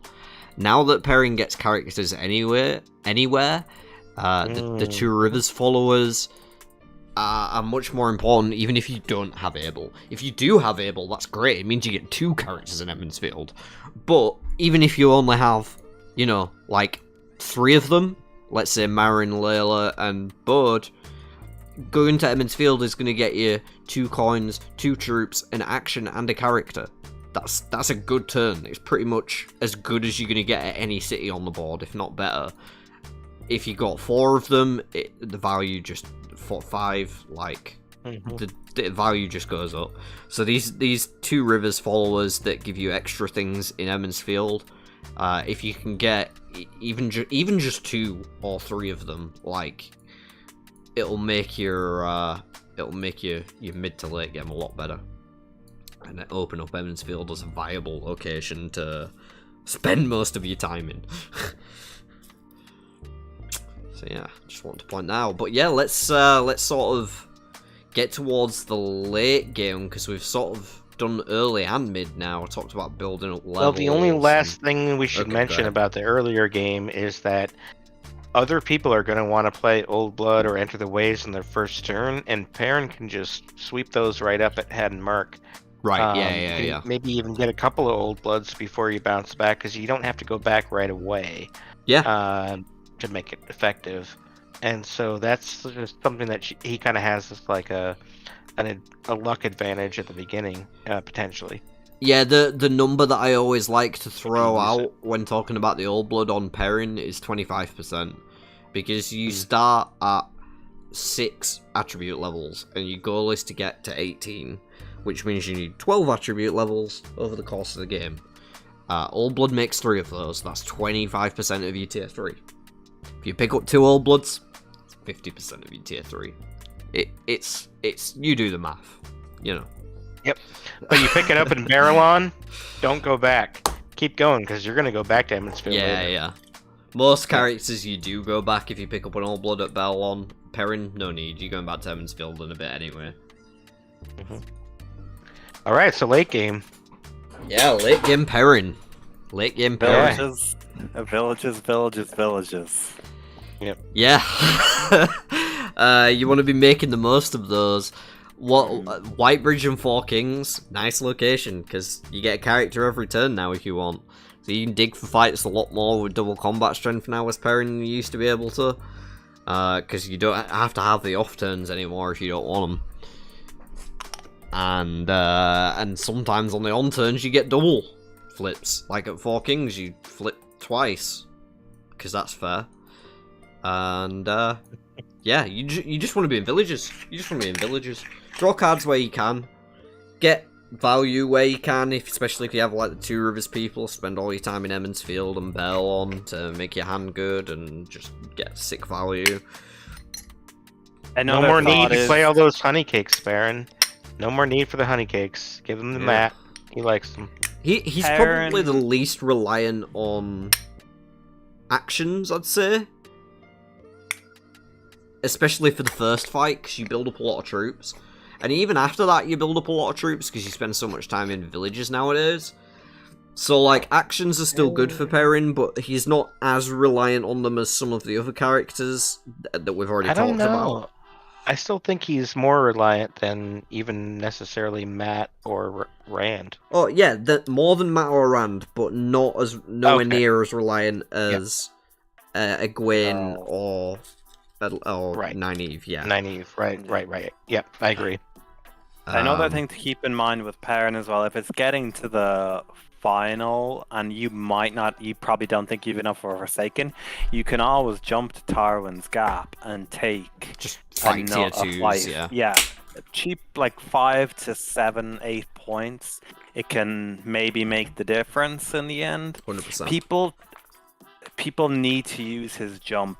Even if you think I'd use it Oh, straight gosh. away, get the dream spike out there, get it out there so you know. Just get it on cooldown and keep using it like every couple of turns. No, yeah, you want to be using his tier 3 as much as possible. If it's not on cooldown, it should be, and if it's still not, then I assume you did something that was better than anything you could have done by jumping. Yep. If you didn't, you're wrong. Yep. I mean, it is nice when it's up. If somebody smashes on a Forsaken, you can jump there and kill them. Yeah, but you don't need to hold it. Because if someone the smashes on a odds Forsaken, that happening. even if it's down and you just use it and someone smashes on a Forsaken, you're probably still getting there before anyone else is. Right. Yeah, unless you're in Four Kings and Whitebridge and you're cycling through yourself. Mhm. If you happen to be somewhere else, like if you went to Hadmark to get a good card, or went to Jenga Pass, went to go get something, and then, you're cycling back to wherever you want to be. The Four sooner you Kings, use it, the Whitebridge. sooner you can use it again. Yeah. Yep. That's And that's a wanna- good philosophy with anything in Third Age. You want to know if The there's a dream cooldowns. spike out there. You want to get it out when it's less consequential Yeah, for sure. than when you might really need to jump somewhere to take Demon Dread at Tarwin's Gap or whatever it may be. And another thing for Perrin, because I find that he's less reliant on those battle cards than Nynaeve or Egwene at least, is that he often has a high level skill and can just hold Fighting Dirty or Tavern. He makes a lot of use out of the value skill cards.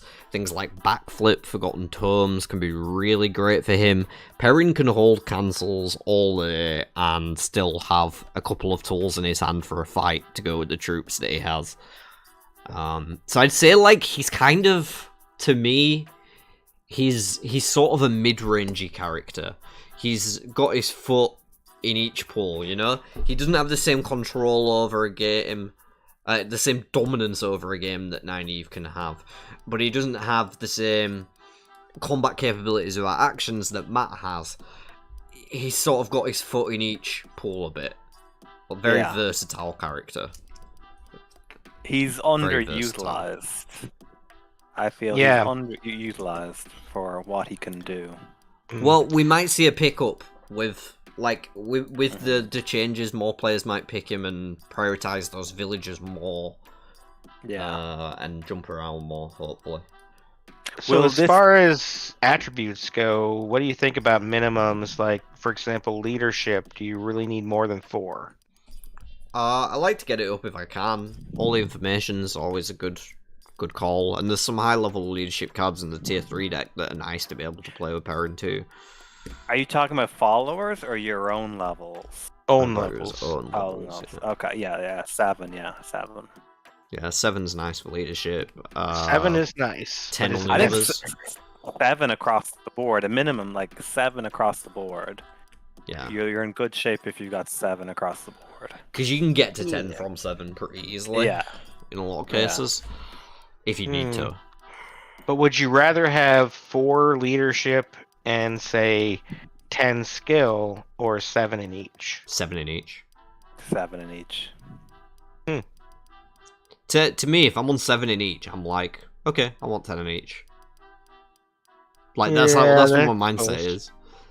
So you want to keep them even as you get them up to level 18. I'm just gonna let you 6 guys in talk each. for 2 minutes. Within possible. reason.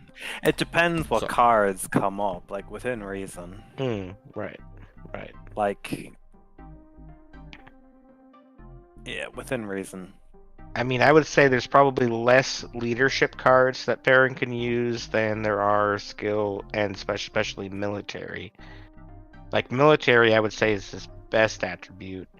Skill second best, leadership third. Like, what do you think? If I'm yeah, I'd agree with that. If I'm Perrin though, if I'm going to Haddon Merc, I'm taking one of the leadership cards, like the Mount Up or the Messenger. Because that'll get me to more cards, and then I can get like the skill or the military cards that way. Unless there's a learned in combat, I'm taking those are my go-to for Perrin out of Haddon Merc. I'm taking something that will allow me to move and draw more cards. I'm not just taking a guiding the people, practicing the forms or learn the craft. I'm taking, one of the movement cards. Yeah, that's a great point, and I think it speaks to Icicle talking about, for him, strategy is to get the leadership off 1. That's priority number 1. Like, yes, I can see that because it's tough to play leadership cards if you don't have only 1. You got to get that up a little bit, so then you get the opportunities to come along for the other leadership cards. Messenger is great, other cards, old treaties, whatever. But then, once you get it off of a 1 and a little higher, I would say it's less important, because you really want to get those military and skill up. They also, military and skill, have a lot of cards that you can play after battle. What's the topic? And that helps you get them up. But yeah, tier 3, I would say tier 3, you definitely want to be spending a lot of time in the villages because you can double flip if you're ready for Forsaken. Maybe even not. Like, you can flip other things, tier 1, tier 2. But the point is, like, when you're ready for Forsaken, you definitely want to be in a village, get that extra 5 combat strength. Personally, I kind of like both the Four Kings Whitebridge back and forth, as well as the Malden's really nice as well. Johanna Lugard section, because you can pick up a lot of resources there. Because now, previously Perrin didn't really pick up a lot of followers, but now with all the characters he's flipping and the skill cards he can use to get resources, boom, he's there. He can pick up a lot of characters, but you want to pick up the right characters along the way, and maybe turn down, because you get plenty of opportunities. I those feel like that you end up recruiting a lot that like Matt and Rand might pick up as well in the early, just random things, because you're like, oh, Matt wants that, or Rand wants that, and you have character flips now as Perrin more, so you just recruit them randomly. So yeah, you do build up huge parties. Things like For the Light are much better now on Perrin than they used to be. And yeah, you're right. Johanna can be. You made some real good use of Johanna the other day. Definitely something. James, only because you had that dream spike. I'm gonna have to say goodbye for now, fellas. I've got to make a run for it. But thanks for having me. I will probably watch. What mark are we at? We're at 1 hour and 40 minutes. I'll watch on from. Any last thoughts on Perrin before you go? Perrin traits. Do your trait for Perrin. Undervalued trait, I think, for Perrin, I'd consider Warder, which is out of the ordinary, which I wouldn't have thought beforehand. Warder is a decent one. That's probably my out of the box thinking for Perrin's trait. By you, Robin.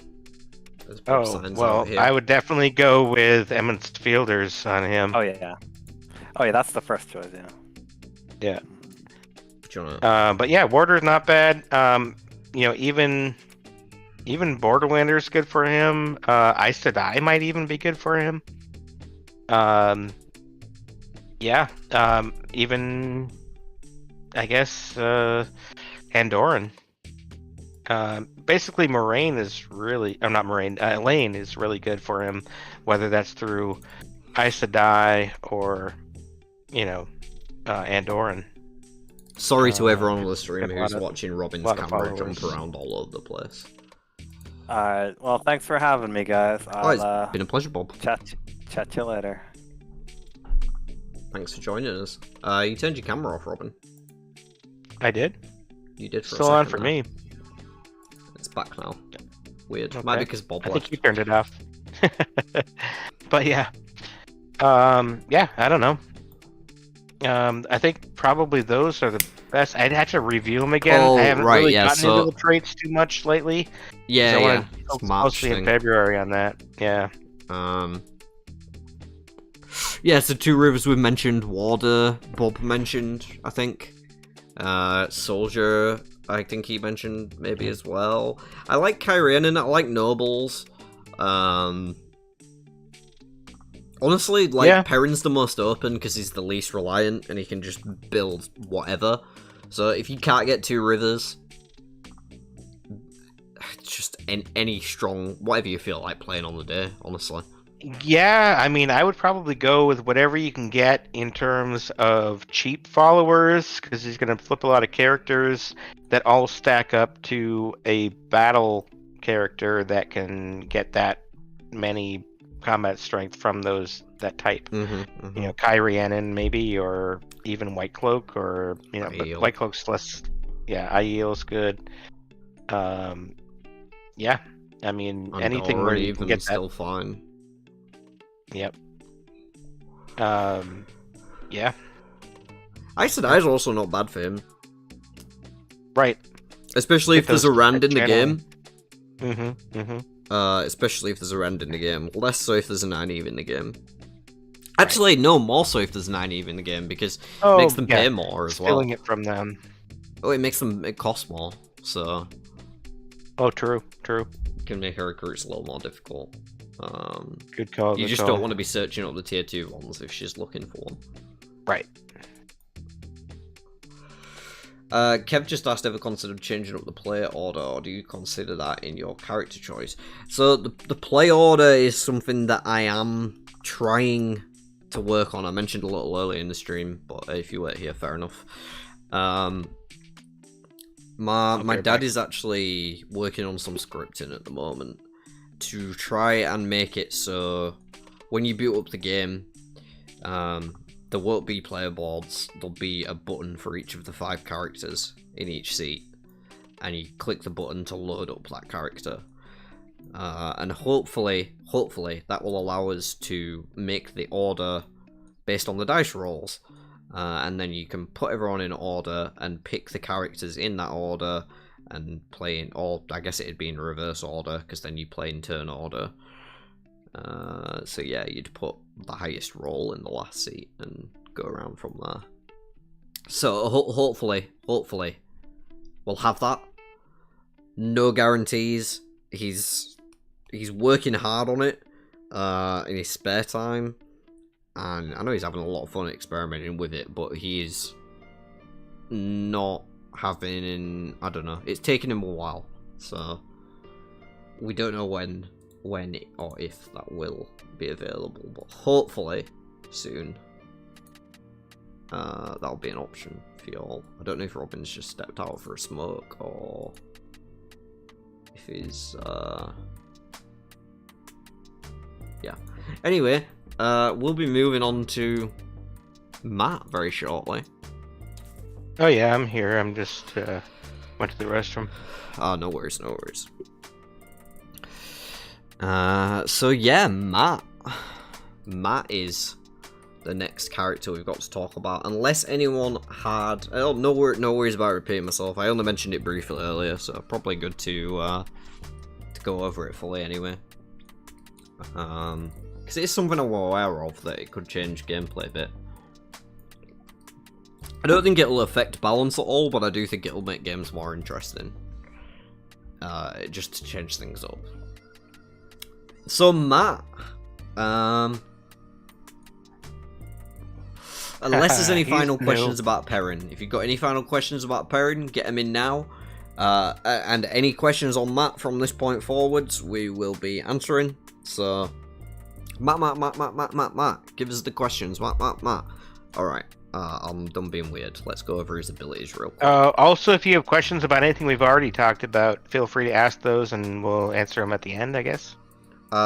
Sure, if it's stuff that we've already sort of moved on from, you're better off putting it in the Q&A section, because I'll go back and check that at the end, whereas live chat, we might lose it. But sure, yeah, good point. Okay, Matt's tier 1 quest is to get to Tarvalon, and then move out of it. When he moves out of it, he unlocks Toss the Dice. Gets 5 hand size, look at that. When he wins a battle, you may discard an action to draw another action from the same tier deck. Very handy ability. His tier 2, when he has 5 or more male followers, he completes and unlocks the Band of the Red Hand, which allows him to reduce the cost of followers that he's recruiting by 1 for each follower he taps. Very powerful. His tier 3 going to take a little longer to build up to. He needs to defeat a tier 2 enemy by 10 or more combat strength. So if that tier 2 enemy is 7 combat strength, he needs to get to 17. If it's 10, he needs to get to 20. When he does that, he unlocks his tier 3 quest, tier 3 ability, Prince of the Ravens, which on cooldown allows him to exhaust up to 10 followers to gain up to 10 combat strength until the end of the turn. He has military skill and Dace Damar, and I will throw it over to Robin to start us off talking about what Matt wants to prioritize in the early game. So Matt wants to pick up male followers. He definitely can use as many resources as possible in the early game before he gets to tier 2. So, you know, if you've got something like a card that can advance your level, that can also give you some resources, maybe even good to play that right off the bat, so it maybe doesn't get taken away by an enemy in Barrelon, for example. But also, you know, things like, Loose Badger at the beginning can slow other people down from picking up characters, so you have more chance of recruiting them, especially with the money you get. You know, things like that can be useful right at the beginning. Ultimately, he just really wants to get to Tarvalon and out of Tarvalon as quickly as possible to get that sweet, card flip, but also to get it on his way to tier 2, which is where he really shines. So he has 1 military to start with, but if you have a scouts in hand, do not throw that away, because you can use that to get from Camelin right up to Tarvalon, skip around that's while building your military. And if you draw one in Arangil, you can do the same thing to Kyrian. And if you get a military level, you can do that with a flanking as well, as long as you've got that troop in Camelin. Right. So yeah, military followers. Sorry, to clarify that can play... for Kevin chat, Matt's tier 2 and 3 have changed, yes. There's been updates recently. Perrin had updates as well, which we just went over, but yeah, Matt's tier 2 and 3 have changed from what they were previously. Sorry, go ahead. Another great thing to have is like a what is that? The one that lets you get +5 against Shadow Spawn. Borderlands training. Yeah, Borderlands training. So like if you can pick up a Jasper along the way, which is a male follower that lets you play 3 military to get a play a Borderlands. You'd rather do it yourself, though. You'd rather do it yourself, but if that's what you pick up along the way to Camelin, great. You can to get that. Yeah, I'm only doing that if it gets me to skip Jureen. Right. Yeah. But yeah, I mean, ultimately, you just want to get to Tarvalon, get out of Tarvalon, and start recruiting. And you want to recruit as many followers as you can. It is nice to be able to be a little bit discriminative in terms of which followers you pick up. For example, any followers that when they're tapped, they give you something are great for Matt, because he's going to be exhausting a lot of followers throughout.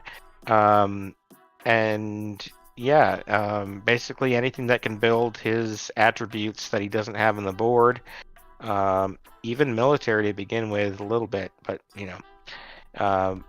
Yeah. Anyway, that's good. Yeah, I also like to prioritize recruit reducers. It's less necessary now that you can reduce with your tier 2 anyway, but still really nice for Matt because you don't need to exhaust them. They apply every time to follows of that type, and if you didn't flip one of that type, you can always exhaust them to get -1 anyway now.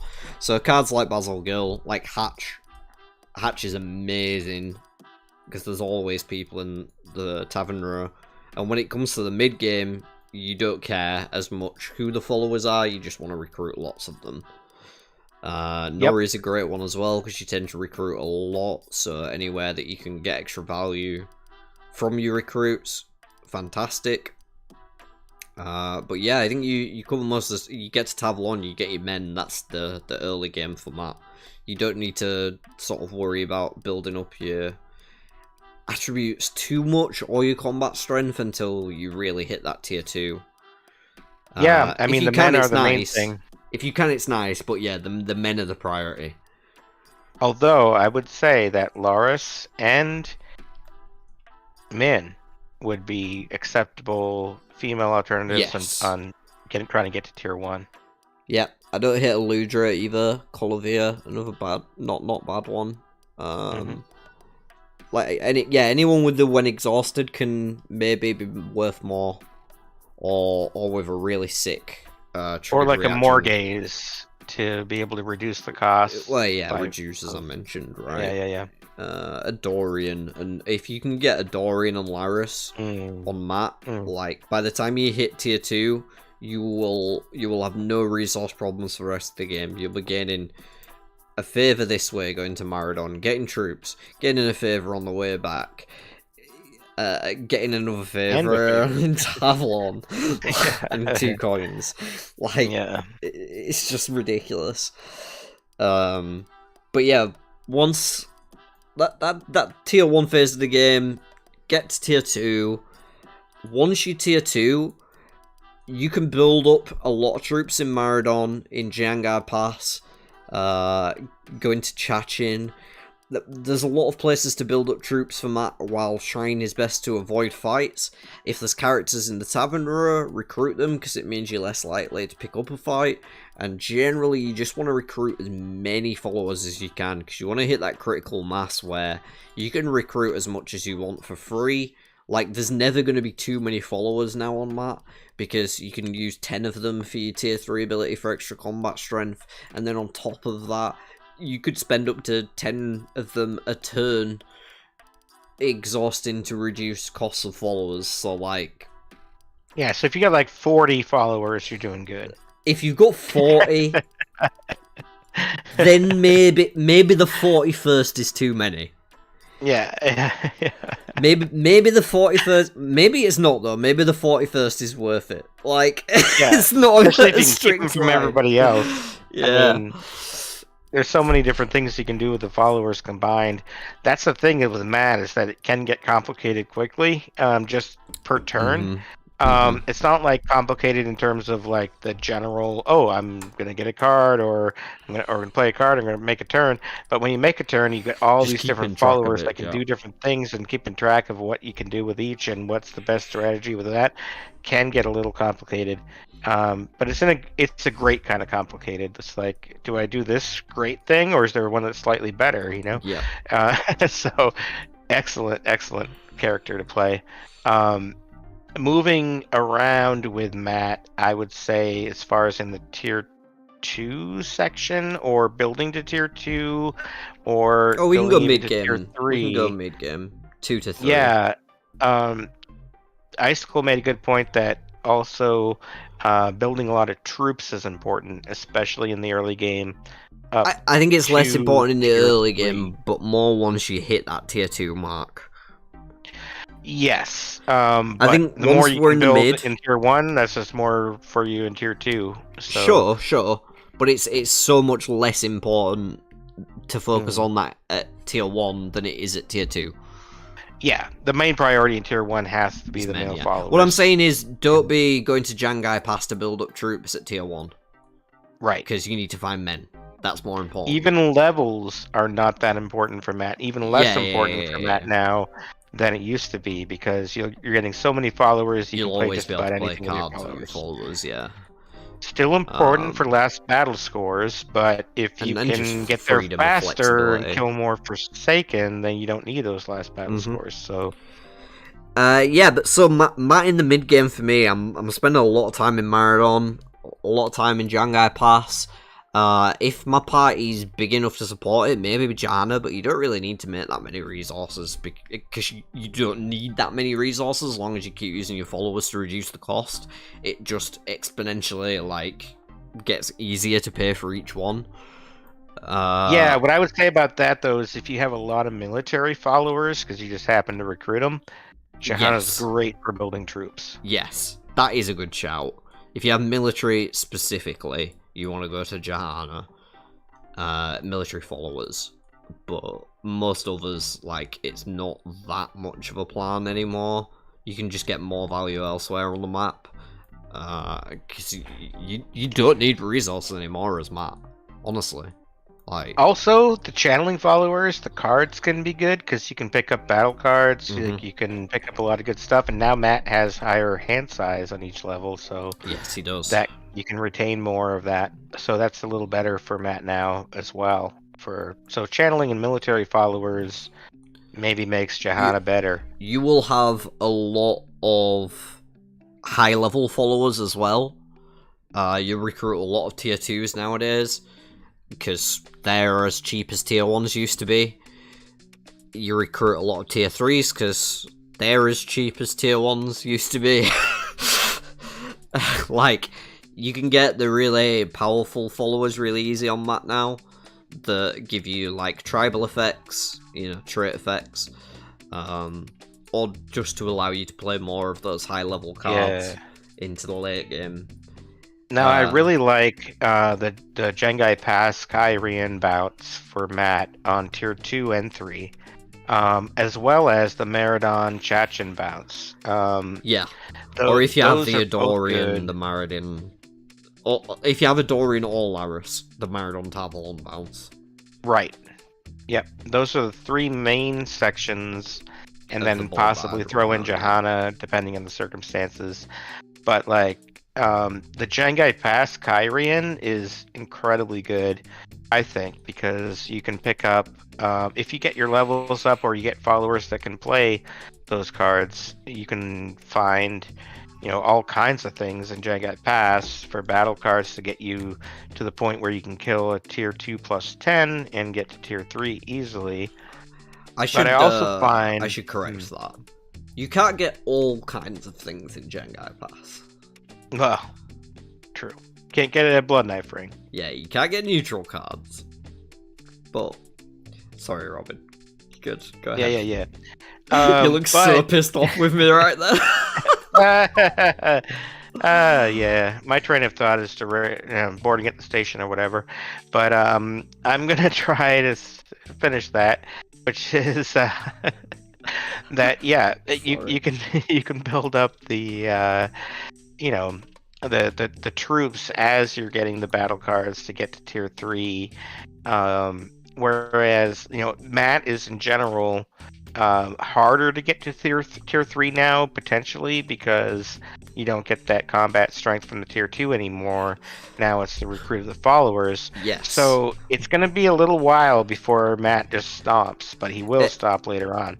In counter to that, though, it's more smooth than you think to get from tier 2 to tier 3 now, because you have so much more currency that you don't need to spend time getting currency, so you can get more troops.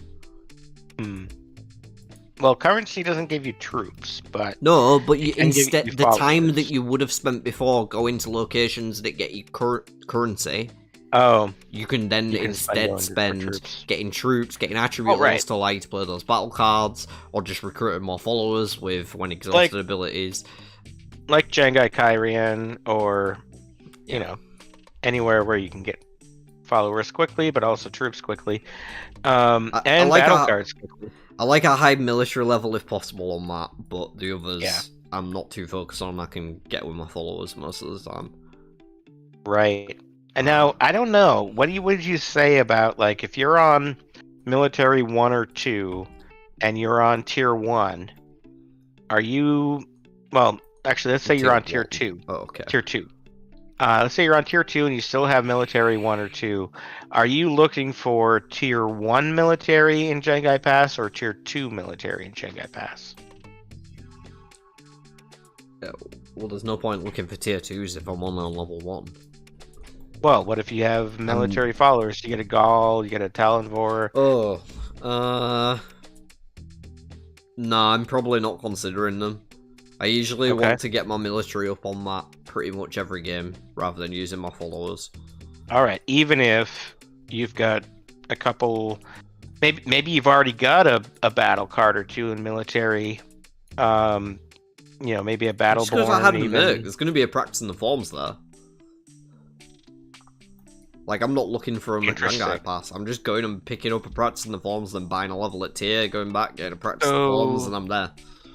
Yeah, so you'd sacrifice building the troops to go down. Well, no, because I'm still building troops that way, right? Not if you're going through the Trollocs and then... Well, you go through this way, and then you get another troop.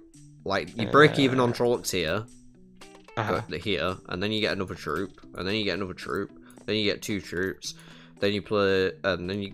Yeah. I don't know. By this point, maybe you don't need the practice in the forms. You can get new recruits or whatever, and then... I see it. Yeah. That'd be... yeah, but in general, with Matt, on tier 1, you're looking for the male followers. When you get to tier 2, that's when he really slaps, and you can really start recruiting a whole bunch of more followers. Yep. You want to be looking at those followers that get you something if you can... tap them, because you're going to be tapping them to get more followers. You're going to be tapping them later for combat strength. You also want the ones that obviously complement your board already, or boost your board if you don't have enough levels yet for it. Level 7 for a skill, for example, for a backflip, or a Horn of Valir, or a Fighting Dirty, if you're not quite there yet on your board. But then, yeah, you're just trying to build those troops up, trying to build that combat strength up with battle cards so that you can fight a tier 2. Usually by then, there will be a tier 2 follower in the discard that you can get up to Tarwin's Gap and kill if you can't find one just by flipping. Sometimes you want to be a little careful because you might get, Golem. Golem, that's what I was thinking of. That, kills followers, and you might not have enough to get to tier 2, etc. So, like, if you got a little bit of time, you're not too concerned about taking a couple extra moves and picking up resources along the way to get up to Tarwin's Gap, and there's already something there that you can kill for cheap, so you don't have to spend other time trying to build up. Yep, that's a good way to go. Or, just keep building those troops and flipping tier 2s till you find something that you can kill. That's your tier 2 strategy. Yeah, I think we can sort of move on into the late game now, and I've already started pulling some cards out here that are good examples to talk about for followers for Matt in the late game. Because you will flip a lot of these while you're looking for fights, and it's a good idea to recruit them most of the time, especially the discounts you can now get just by exhausting a bunch of followers. Davron Bashir, fantastic for Matt. You want to be going through Trollocs a lot on Matt. 1, so you can trigger your tier 1 ability and refine your hand, and 2, because you probably have a Dorian. If you've been playing well, and found him, and someone else didn't get him, and yeah, whatever, you can coercion him, but whatever. Davron Bashir is fantastic.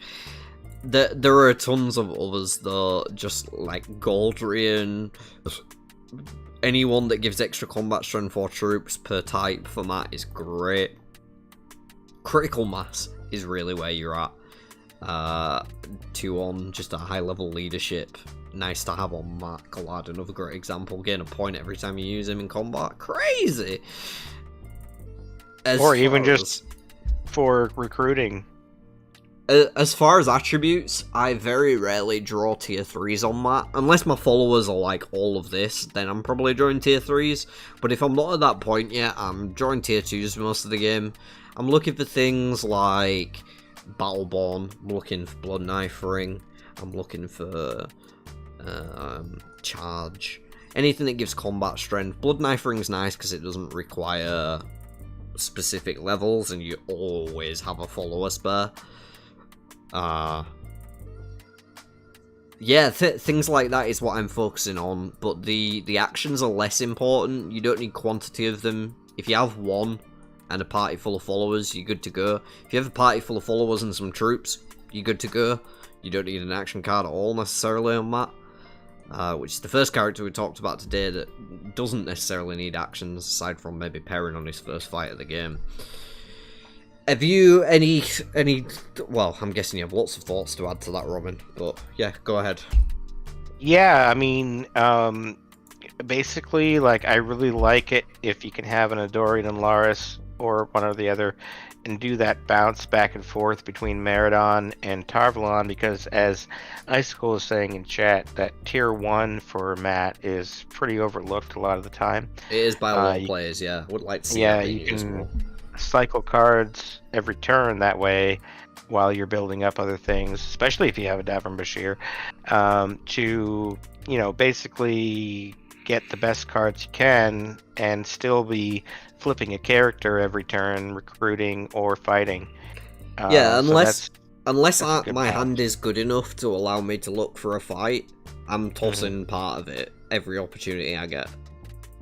Yep. If it's not like battle cards or a cancel, maybe. I hate holding cancels on that, but it's less bad now that he has more hand size. Right, and if you can use it in like the next turn or the turn after, maybe, or it's just really something good like a battle card that you want to save for later, I'd be tossing it to see what else I get if I get the opportunity. Sure. Yeah.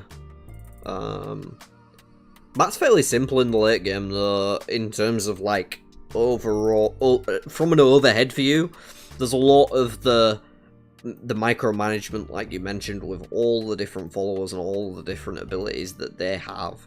There's a lot to keep track of on that. But in terms of how he operates, you're just going to be moving around, building troops, draw a couple cards, do some tosses, fight some Forsaken. Like, yep, and recruit and followers. you know, you want to watch out. You want to watch out for that Grendel. So yeah, Grendel's Unfolding a the big Fan is huge for Matt.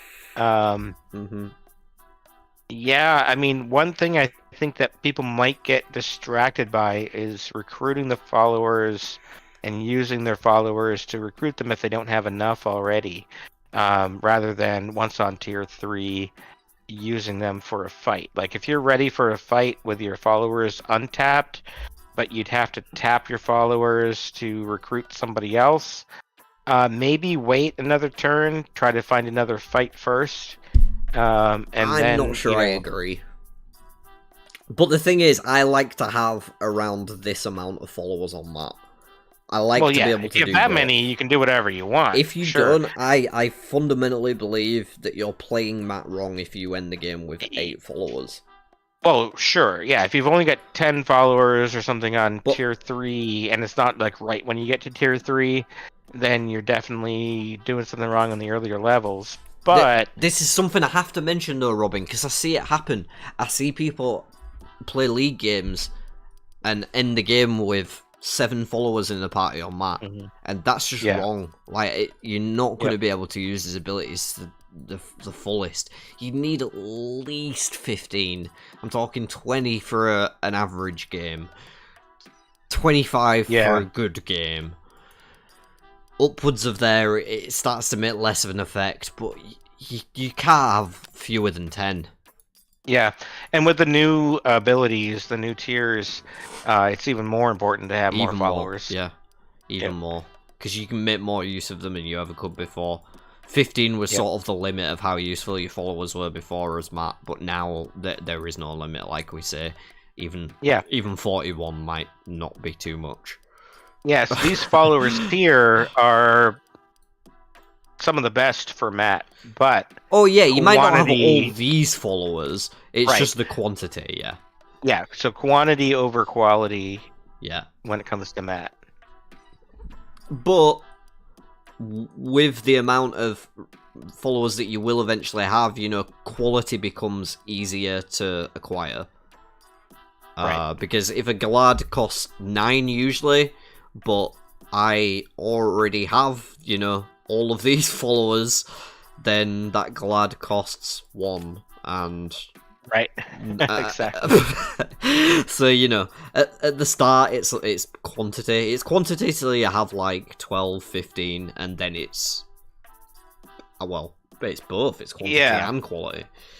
And those tier 3 followers are expensive. So if you're trying to recruit one, like, every turn, you might run out of resources unless you have a lot of followers. Yeah. But you will have built up a lot of resources as well if you've been using it through the mid and the early. Exactly, and now with the tier 2 ability not being combat strength but recruiting followers, you should have no fear of tapping your followers on tier 2. You that's what they're there for now. They're not there for combat strength, so tap them. That's a really good point. Reduce as much as you can every time.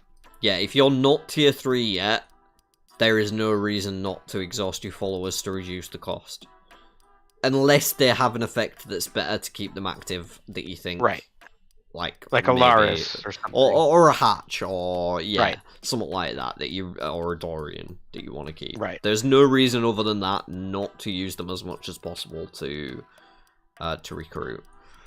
Especially if they have an ability that you get when they're tapped, like Masima, where you gain a troop. Yeah. Then you definitely want to be using them every opportunity you get. And there are more followers than this that are great for Matt too, like Eludra, I mentioned earlier. So these are just a sample here of great followers for Matt. So yeah, Matt's very versatile in terms of how he plays, based on the followers you get, based on how quickly Robin. he gets Matt. Keep talking for a minute or two. I'm just going to the bathroom. Okay. So I mean, you can get a bit distracted by recruiting followers versus looking for fights if you're not paying attention, especially once you get to tier 3. But if you have enough followers by the time you get to tier 3, you can still reduce the cost of followers by quite a bit while still keeping, at least 10 followers that don't have something else you need on them to use for your combat strength with your tier 3 when you get to a fight. And then in between fights, as your tier 3 is cycling, you can use followers to recruit other followers, etc. Or just to gain resources like with Masima, etc. But essentially, you want to kind of get that rhythm down properly, where you want, when your tier 3 comes back around, you want enough followers to come back around that you have that combat strength available, so you can take out as many Forsaken as you can on that revolve.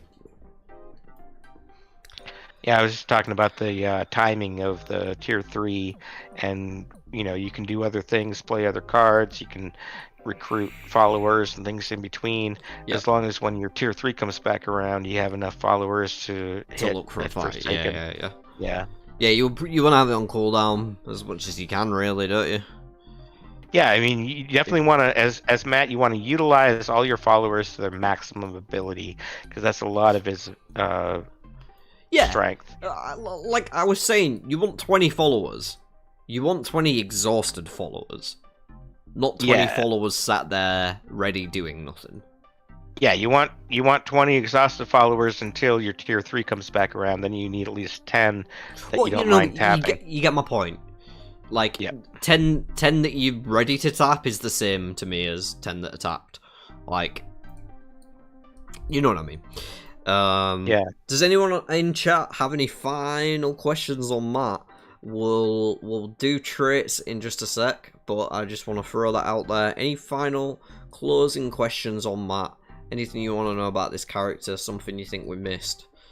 Let us know. While they're thinking about that, Icicle is mentioning the old Matt he aimed for 15 to 20 followers, but we probably want more than that now. Yeah. But also, he 20 said 20 is like a good game, I'd say. Yeah. Also, he said in the early game, he He recruits saw a lot of League players females. pass on females. Yeah. And yeah, I could see Depends recruiting who. some. Yeah, depends who. Depends who. Um, If they've got a when exhausted, I'm recruiting them. If I've got enough. If they've got a discounter, I'm recruiting them if I've got enough. If they're just someone like... I don't know. yeah, Chiad or Bane, yeah, I'm not taking them. yeah. With the new mat, you don't have to worry necessarily about the volume of followers anymore on tier 1. Not You tier really 1, need to go, yeah, on tier the 1. men. You really need to go for the men on tier 1 because As soon faster as you get to tier 2, 1, as soon as you get to tier 2, right, you have at least 5 followers from the men, yeah, and then you just explode. right. You So just less explode. important now Less to important get to focus as on the many female, on tier yeah. 1. But yeah, getting to the 5 followers to getting to the tier 2 as fast as you can is probably the most important thing for Matt, I would think. In the early So everything games, else so you're after that focusing. just kind of comes easy as you go. You just You have snowball so the many rest of the choices. game, right? Yeah. Once you get yeah. to tier 2, you can now just snowball for the rest of the game. Which, by the way, we haven't really discussed this before, but strategies for slowing down players. Mm-hmm. If you're fighting Matt, you're gonna want to make sure he doesn't Kill get the to men. tier 2. Yeah. Kill the men, Yeah. steal the men. Do everything That's you the can to biggest way stop to him stop getting to him. tier 2, yeah. Kill his followers in the late game. If you can get an assassinations, that's going to be great. If you can get a grand conspiracy, that's going to be great.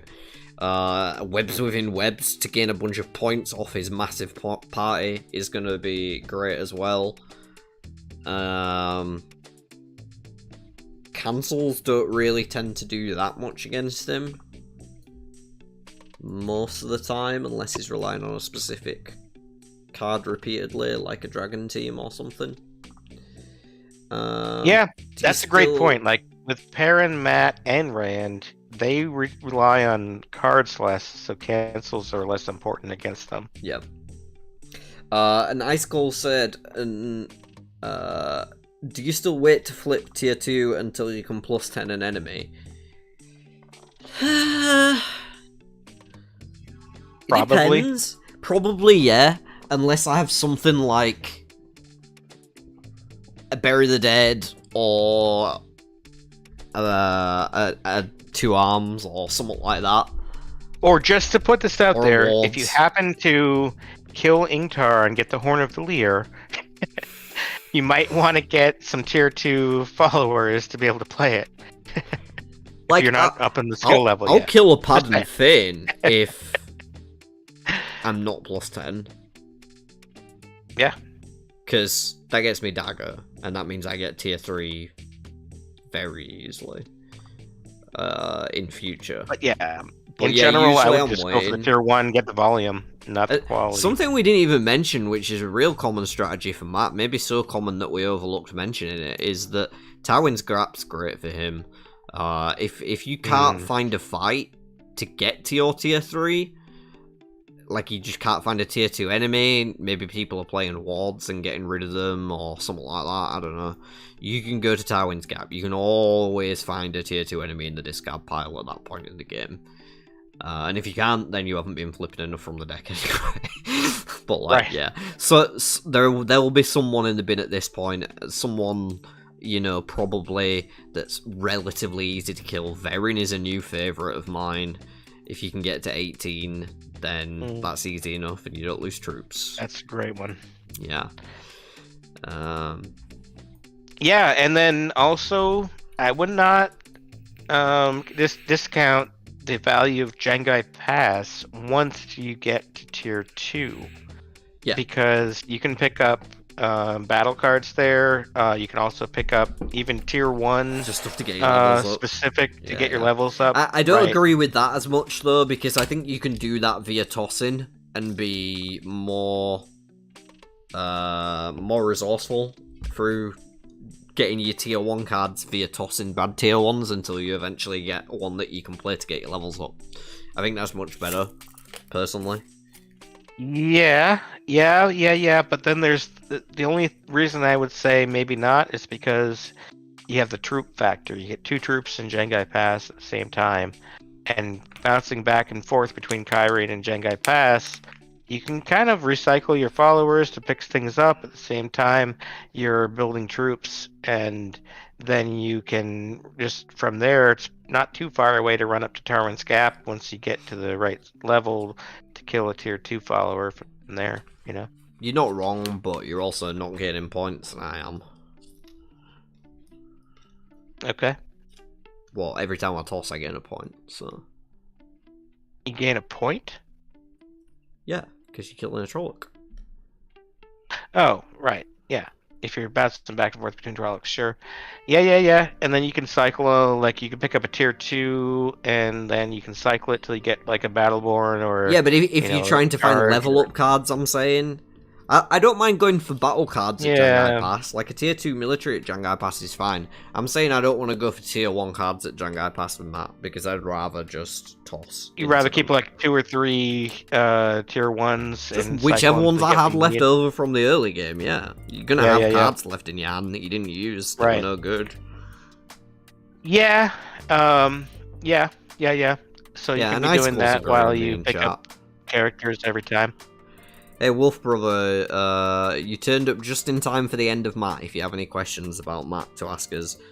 But we're just about to jump into traits for him. I did go over the overrun of traits earlier in the stream, so I'm not going to repeat that unfortunately, even though you just joined in us. But yeah, what traits would you recommend with Matt Robin? Well, I think it depends a little bit. No, I'd say I would probably go with Andoran, because you can pick a lot of them up. I mean, there's less of them than there used to be, but you can pick a lot of them up, and then you can get a lane on tier 3. But really, anything where there's a battle character that you can get that gives you that much combat strength with that many others in it. Ultimately, also the Andoran has a lot of males associated with it. Yeah, men matter. Men in the tier 1 deck matters to me. Yeah. So Andoran has what? 1, 2, 3, 4, 5, 6, 7 males still associated, so you can definitely get there. Yeah, Borderlander actually only has 1 in the tier 1 deck, so I wouldn't necessarily go with that. What? Uno and Ingtar. Oh no, he's a Dark Friend, not a Borderlander, isn't he? Yeah. Yeah, Andoran though. Andoran, there's a fair few. Kyrienin, I think there's a fair few. Kyrien and Lords as well. Stuff like Tadosian, or he might be Tyron actually. Soldier are pretty much exclusively, aside from Maidens of the Spear, they're pretty much exclusively men, so Soldier, always good for Matt. Yeah, I was wrong. Cloak are always men. There's 9 male Andorans. There's 3 male Borderlanders. Okay. Including Ingtar. Oh, so Ingtar, he's a Borderlander Dark Friend, that's what he is, isn't it? Right. Yeah, I mean, even in the 2 rivers, there's 3, or actually 4, including Scratch. So that's not necessarily an issue either, but I mean, ultimately, I would say, like, if you want to, because your tier 1, I think, is maybe the most important to get as quickly as possible with Matt. Yeah. I would go with Andoran over anything else. If I have the choice, I'm Andoran every time. If Andoran's not there, it's more of a toss-up. I might be going Noble, I might be going Soldier. Yeah, probably one of those. Yeah, I'd have to look at those well, soldiers have a lot of men. Traits. Noble, for example, has 2 male. Is that it? They have a lot of, like... Or no, they have more than that. Yeah. But yeah, the map can work pretty well with a fair amount, basically. So Emmons Field's got separated recently. I will just clarify that for anyone who's been less active. recently, I don't know, maybe about 3 weeks ago now, I split the Andorrans up into Andorrans and Two Rivers. So I think about a third of the Andorrans before now say Two Rivers on them, and Two Rivers is its own trait. Yep. Yeah, Noble's got 3. Soldier actually has 5. So Soldier, pretty good option for Matt.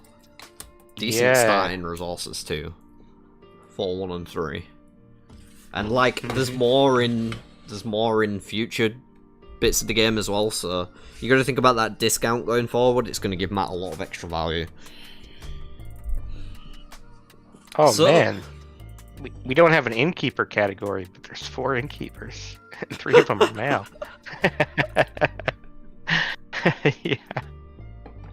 But yeah, I'd say Andorran or Soldier is good for Matt. Yeah, Andorran was too big, Kev. They needed splitting up. Andorran, there were way too many. Fuck me. Two Rivers is... I feel a lot better about it now, they split, because it feels like Two Rivers is... There's enough of them to make a decent-sized faction now. I'm interested in Matt for traits, as far as maybe he'll be the best, because he is able to recruit even from other people, even when it's against him and there's extra value, like, or extra resources to recruit. I mean... Yeah, should be good. We'll see how that plays out, but... Should we move on to our final character of the day? I think that's a good idea. 2.5 hours so far. Wow. Rand al'Thor. Rand al'Thor. Alright, quick overview of Rand's character. Robin, if you want to start digging out tier 1 actions and characters that are good for Rand while I'm doing this, that would be really handy. Sure, go ahead with what you're doing. Rand's first goal is to move to tier. When he moves to tier, he unlocks hearing voices, which is the most important part of his kit. I will hear no else on this. If you are not using Rand's peak, you are not playing Rand well. Use his peak. Use it to your advantage. Try your best not to peek at the same thing twice, but it happens to the best of us. Know that. As long as you're using it, I can't fault you. But try and use it to your best advantage, because there's a ton that you can do just by having that information. At tier 2, his quest is to move out of Jangar Pass with at least 10 troops in his supply. However, you may not want to rush this one until you're prepared for his tier 3, because the tier 2 ability tile is actually a downside. Sidon's Taint reduces Rand's hand size from 6 to 5 at tier 2, and for the rest of the game, any of your discards have to be done random. So you really don't want to overdraw that hand size at tier 2, and it might be better to unlock it at the same time as your tier 3, which is done whenever you have followers with a combined channeling total with your own of 15 plus. So if you have 8 levels and 7 levels of followers, you unlock Cleansing the Taint. You unlock Veins of Gold, which is Rand's tier 3 cooldown ability, and it allows him to gain combat strength equal to the amount of cards he has in his hand. So if you got 6 cards in hand, you get +6 from this ability. 8, you get 8. Play a Void, you got 12 cards, you get 12. Jeez, you pulled a lot of tier 1s out. Yeah, get one more on the way.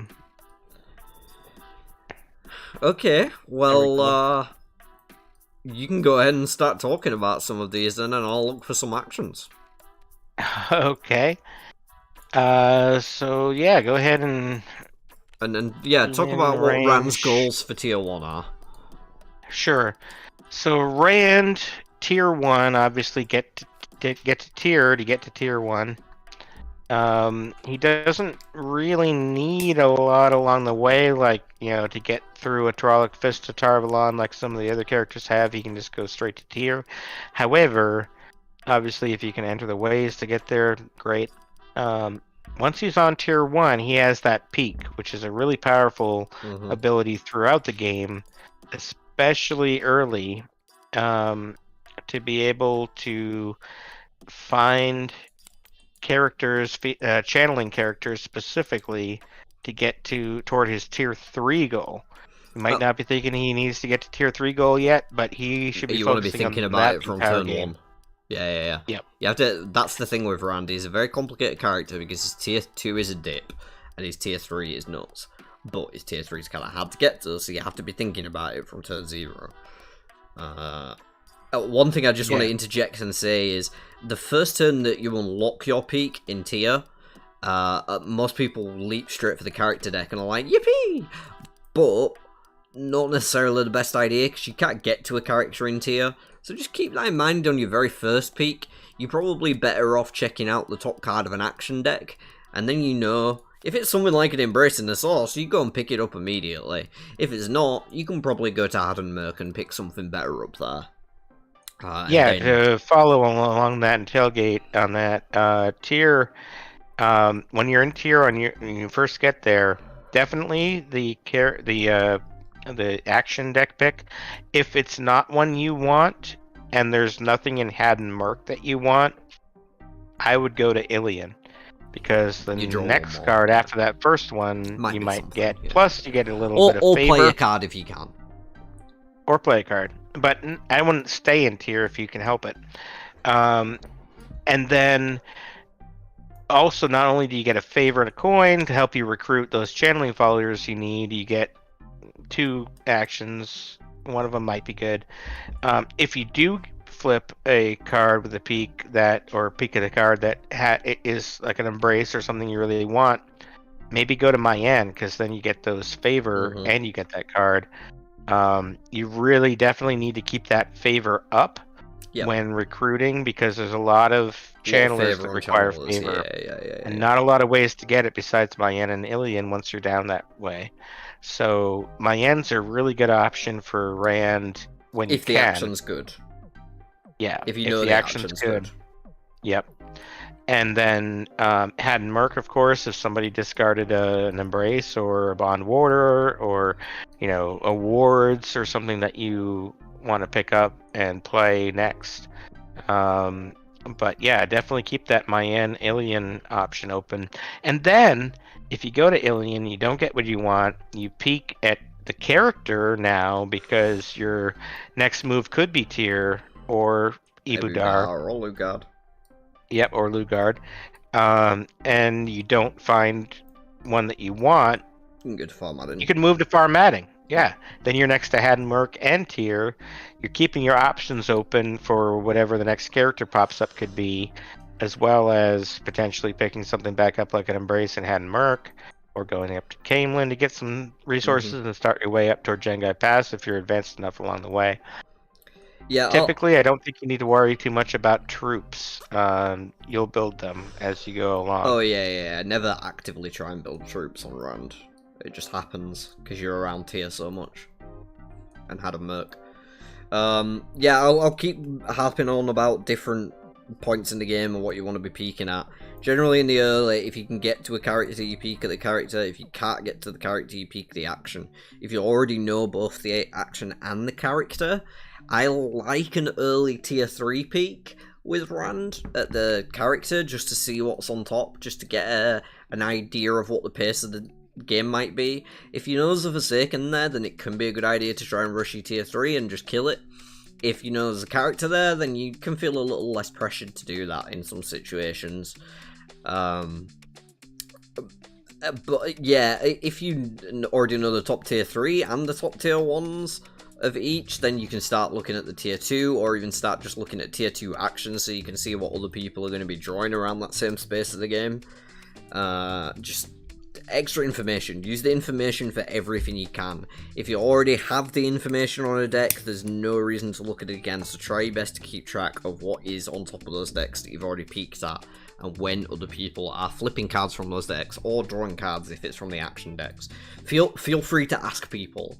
Like, I ask people all the time, did you draw from the tier 2 deck that turn? Because sometimes it's hard to keep track, especially with actions. People just, hover and draw the cards real quick. You're allowed to ask. What people did in their previous turn is public knowledge. Like, you can't say, oh, I went to Addenmerk and picked some up, but y'all missed it, so tough shit. You have to tell someone what you picked up in Addenmerk. If you picked up a tier 2 card in your last turn, that's public knowledge. So, yeah, notepads are a great idea if you have one handy, but try and keep track of it. Try and get used to keeping track of it yourself, and ask people if they drew a card from a certain deck, because they're obliged to tell you unless they're being an absolute dick.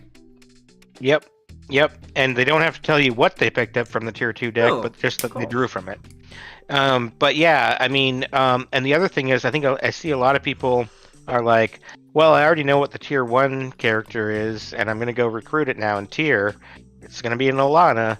You know, sure, that's great, but still peek anyway. Yeah. You can peek at the tier 1 or the tier 2 action deck, and then you can watch and see who picks that card up next. Or like then I you said, know what they have in their hand.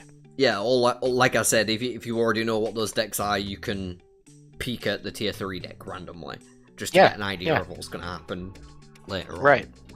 Right. Always peek. Always peek. Yeah. Even always if you peek. know what you're doing with that turn. Correct, Icicle, unless you're me playing Wards and Tarmogen. Also, a lot in the early game, that's a thing that I do with Rand, is I time my peaks with my actions.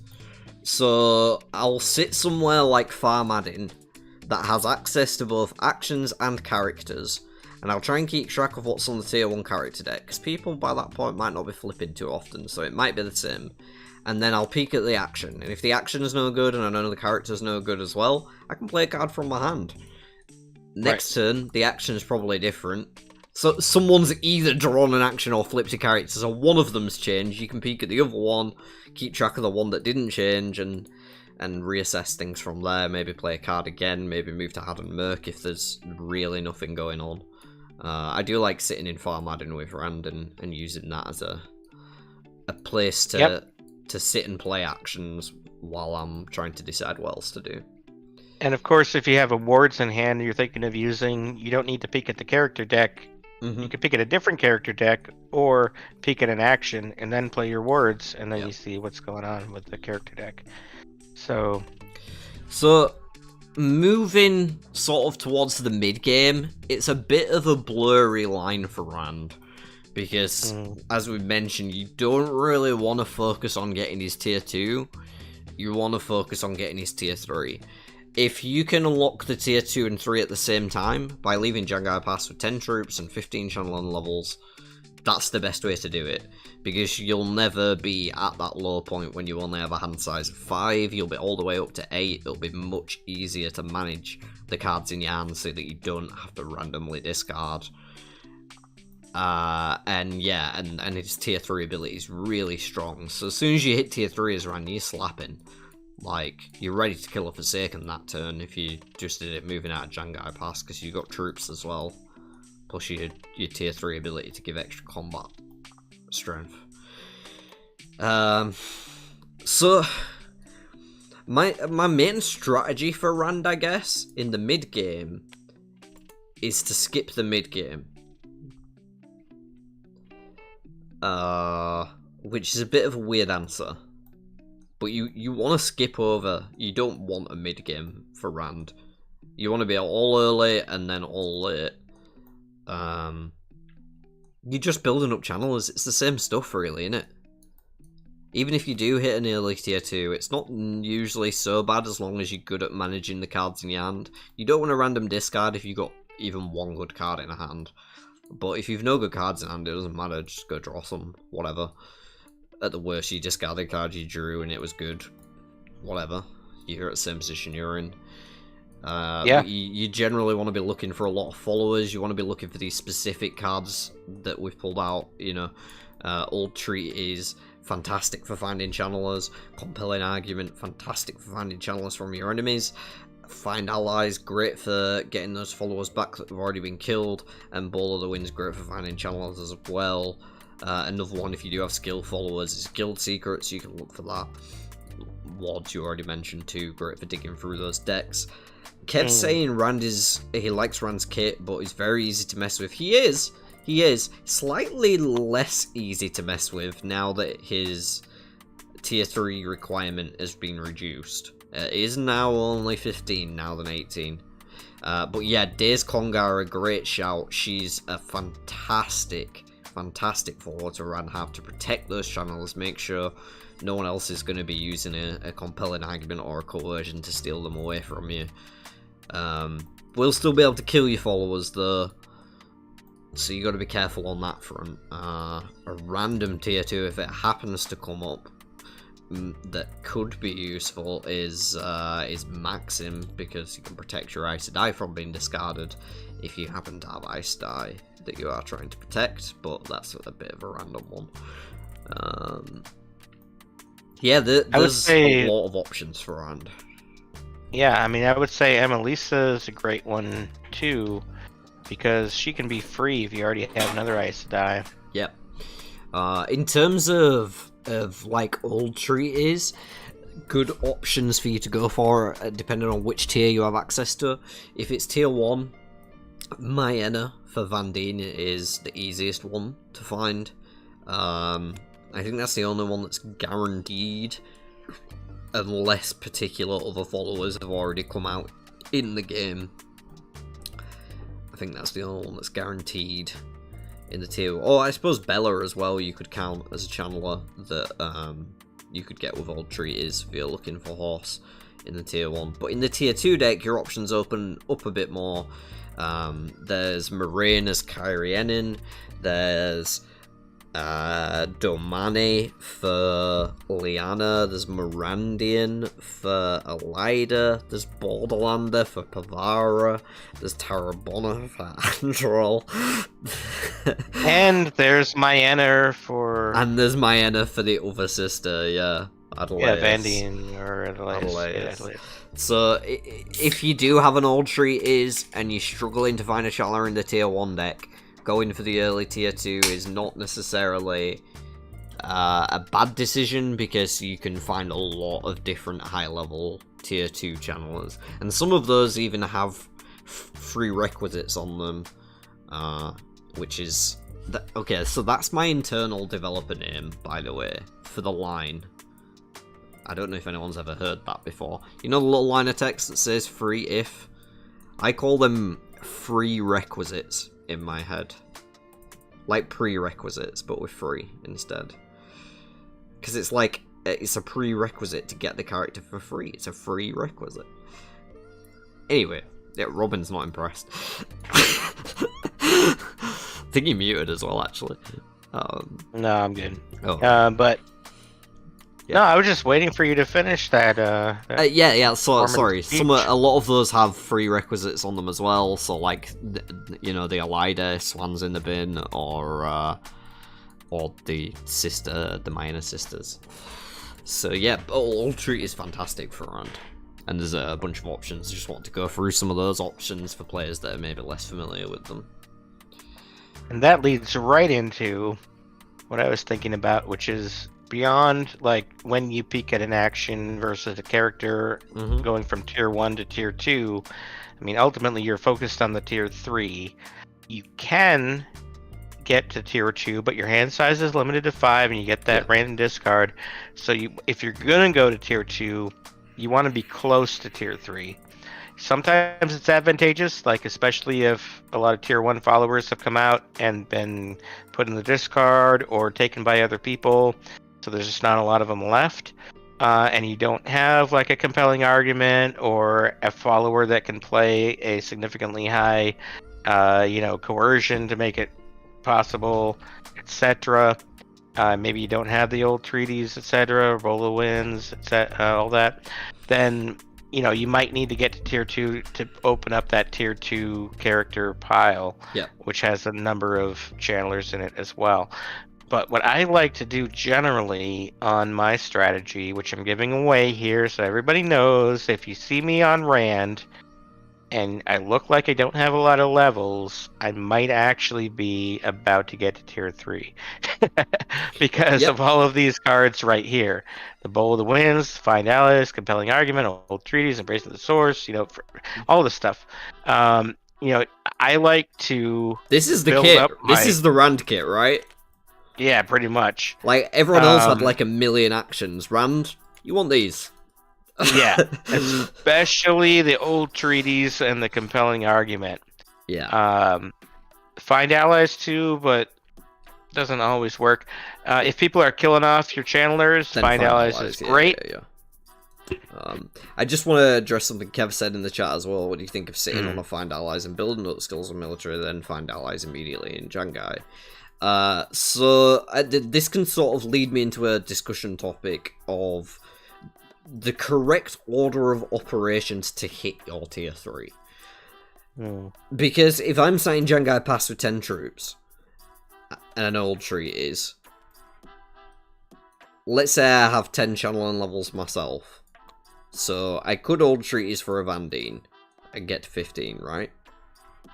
Yeah. While I'm sat in Jangai Pass, and then theoretically on the next turn move here, hit tier 3. That's great, but it gives everyone else a turn to fuck with you. So don't do it. Move out first, hit tier 2, unless it's going to force you to random discard, in which case I feel like you should have managed your hand a little better.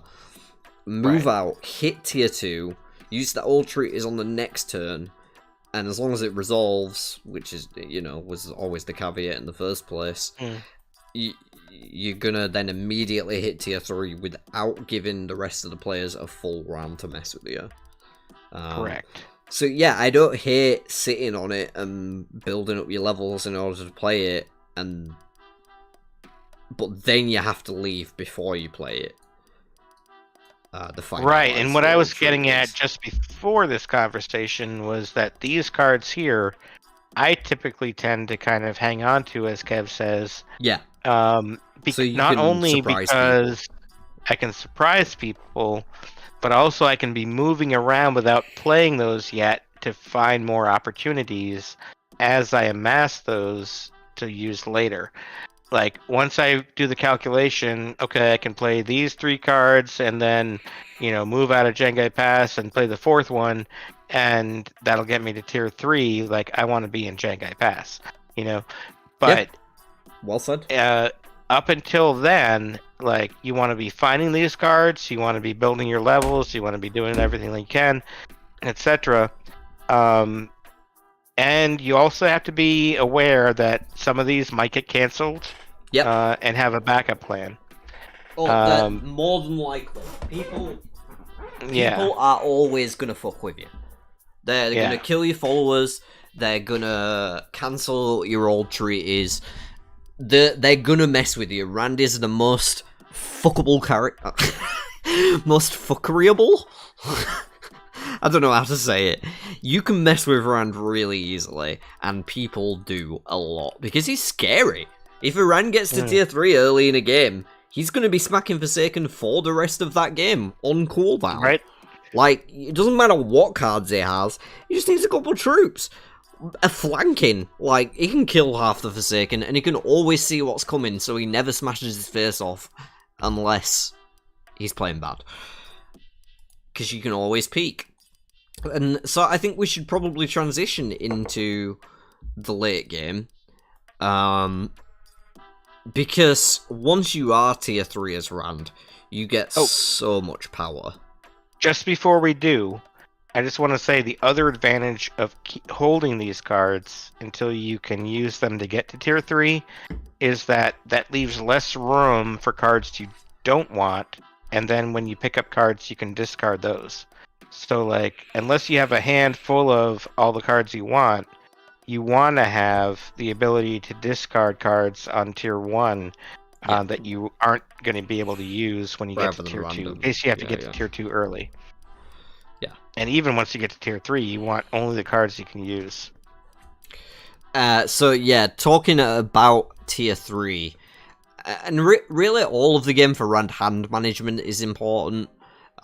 Making sure that you, like, once that tier 2 is unlocked, or the tier 3 is unlocked, you have to start managing your hand. You have to say, okay, I don't want to draw too many cards if I don't have a way to discard them. You know, if you've got something like an eel fin, that's fantastic. You can just discard cards and gain points. You want to attach that ASAP. But if you don't, then you might want to be having a way to get to Berlon so you can dump some of your cards. Maybe you're holding on to a Mashadar. There's lots of options to get rid of cards. Generally, discarding cards is not the way to get rid of them with Rand, because it will fuck you 9 times out of 10. 7 times out of 8. Tier 1. 7 times out of 8, right? Yeah. That makes more sense. So yeah, try never to overdraw, even if you have 1 card in your hand that you want to keep. You don't want to risk that 1 card. Leads into, I also like the Jangai Pass Kyrian bounce with Rand once he's tier 3. Because you can pick specific cards, you can build well, you can build troops at the same time, then you also get a character every other turn. And you can peek at the character and find out if it's one you want to kill or one you want to let somebody else pick up. Oh my god, Kev. Hand management wasn't exactly a strength of Rand in the story. So if you just hit tier 3 and you're citing Kyrian, all I'll say is Tam taught him hand management.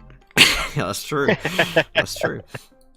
If you just hit tier 3 and you're sat in Kyrian and you have like 4 cards in hand, then yeah, Jangai Pass is the best way to go. You don't want to go to Erangel because you can just draw 2 bad cards you don't want. You want to go to Jangai Pass and look for a card that you already have the levels to play. The only caveat to that is if you have a good number of levels, so you probably could play a lot of stuff, or good followers combined, and sure, but you have a low amount of cards in your hand currently. Because the more cards he has, the more combat strength with tier 3. Like 1 card or 2 cards in hand, yeah. Yeah, like I might go to R and go once as Rand, maybe a game. But there's too much chance a lot of the time of just drawing like a random Daystamar card or leadership card that's not relevant and is then stuck in your hand for ages. Yeah, but now that Rand's hand size is 8, it's okay to carry an extra or 2. It just adds to the combat strength. I'm saying it's not ideal. No, I'd rather slowly build up troops in Jangai Pass, get select cards, kill something with the troops I have, then use the select cards and my tier 3 to kill another one. Yeah, but if you're on like 1 card in your hand, going to Jangai Pass like 6 times. Oh no, I'm not going there. I'm saying if you have one or 2 cards in hand, go to Erangel. If you have 4 cards in hand, don't go to Erangel. Right. Exactly. If you have 3, probably don't go, but maybe. Right. You might have to go to Tarvalon, for example, and pick up a card there. Yeah. Min, of course, obviously fantastic for Rand as well, because it's just an extra way to make sure that you don't draw those bad cards that you don't want. And free is good. Yeah, free is good. She's got that free requisite, baby. But generally, yeah, you need cards in hand in order to make the most of his tier 3. But what the cards are doesn't matter as much. Just sort of like make sure you can play them. As long as the cards you can play, they're good to have in hand.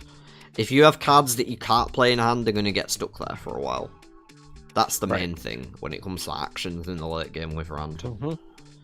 And if you have enough cards and troops, etc., to find a Forsaken fight, and you don't want to pick up more cards because you don't want to randomly discard, a great bounce is between Meridon and Vander Eben, because you're not picking up any cards, and you're still getting a character you can flip, and you're picking up a point from the Trollocs. Another one is Camelin and Four Kings that you see get used. Ooh, that's a good point. That was a strategy I saw you use in the last game, which I thought was great.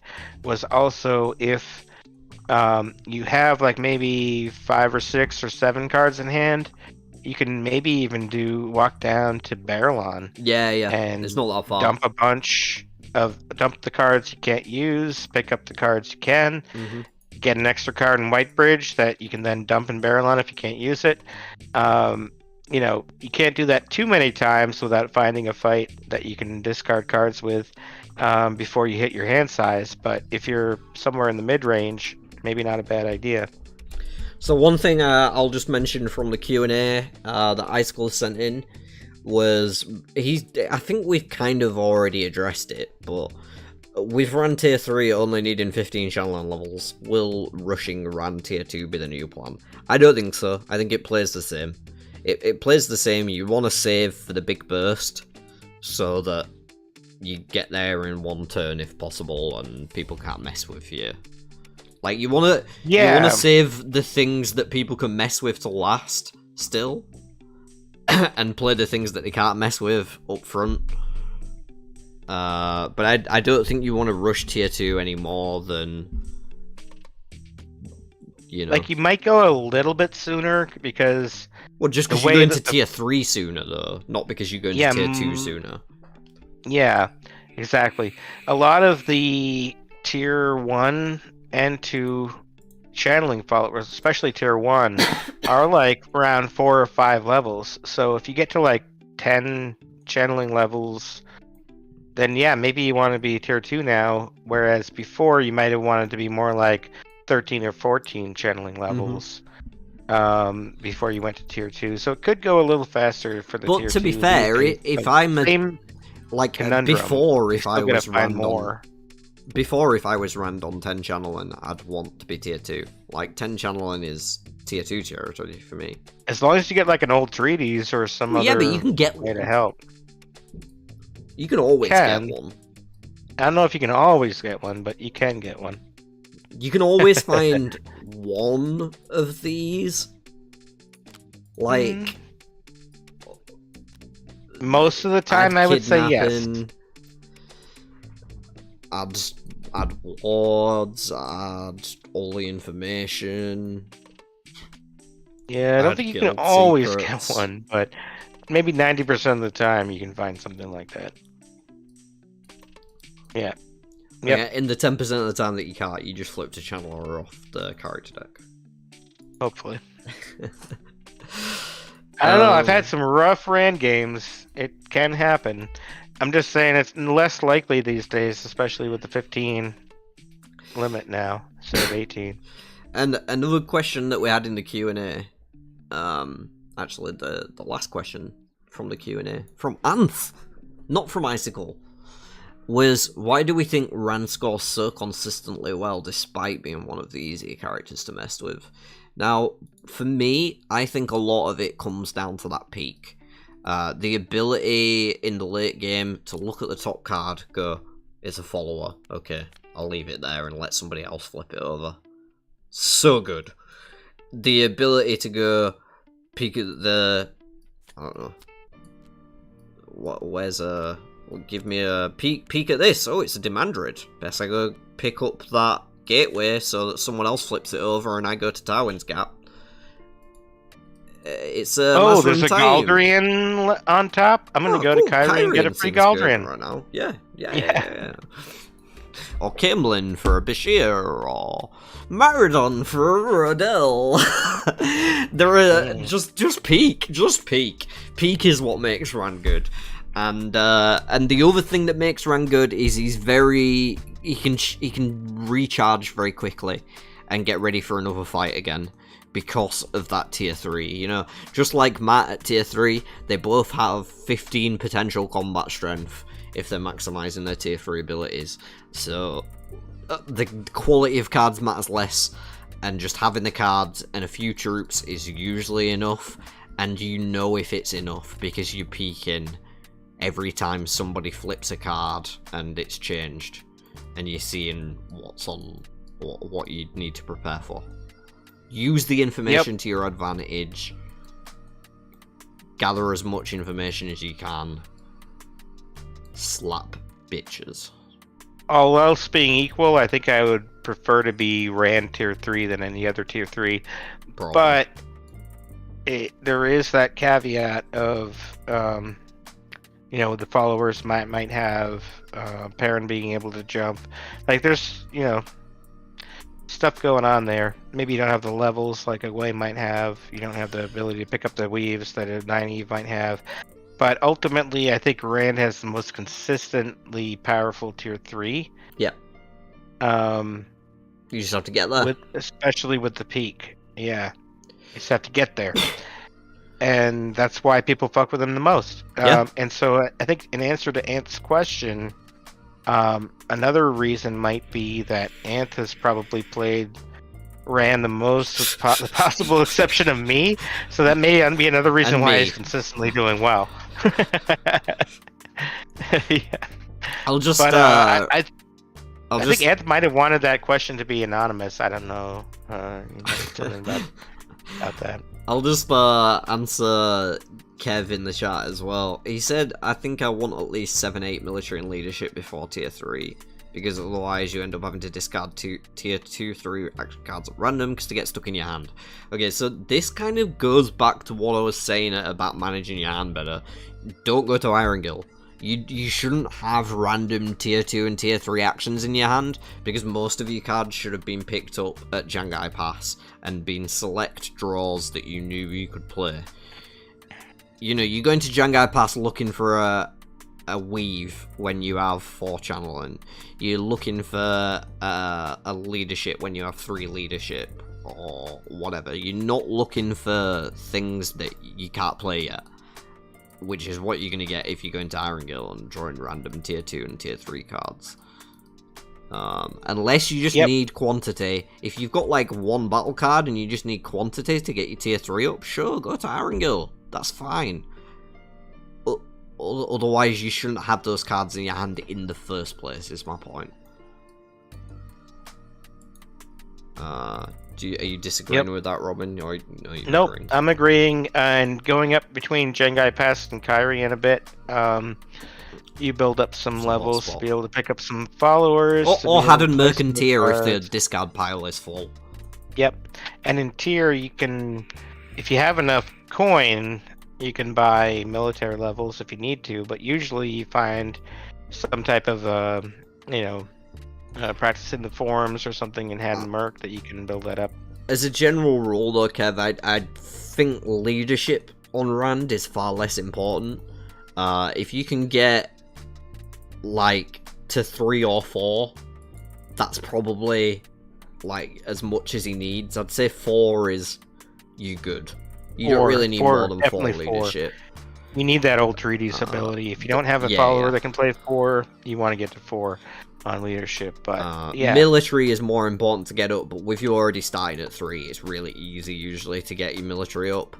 And of course, channeling is the most important, both on yourself and channelers.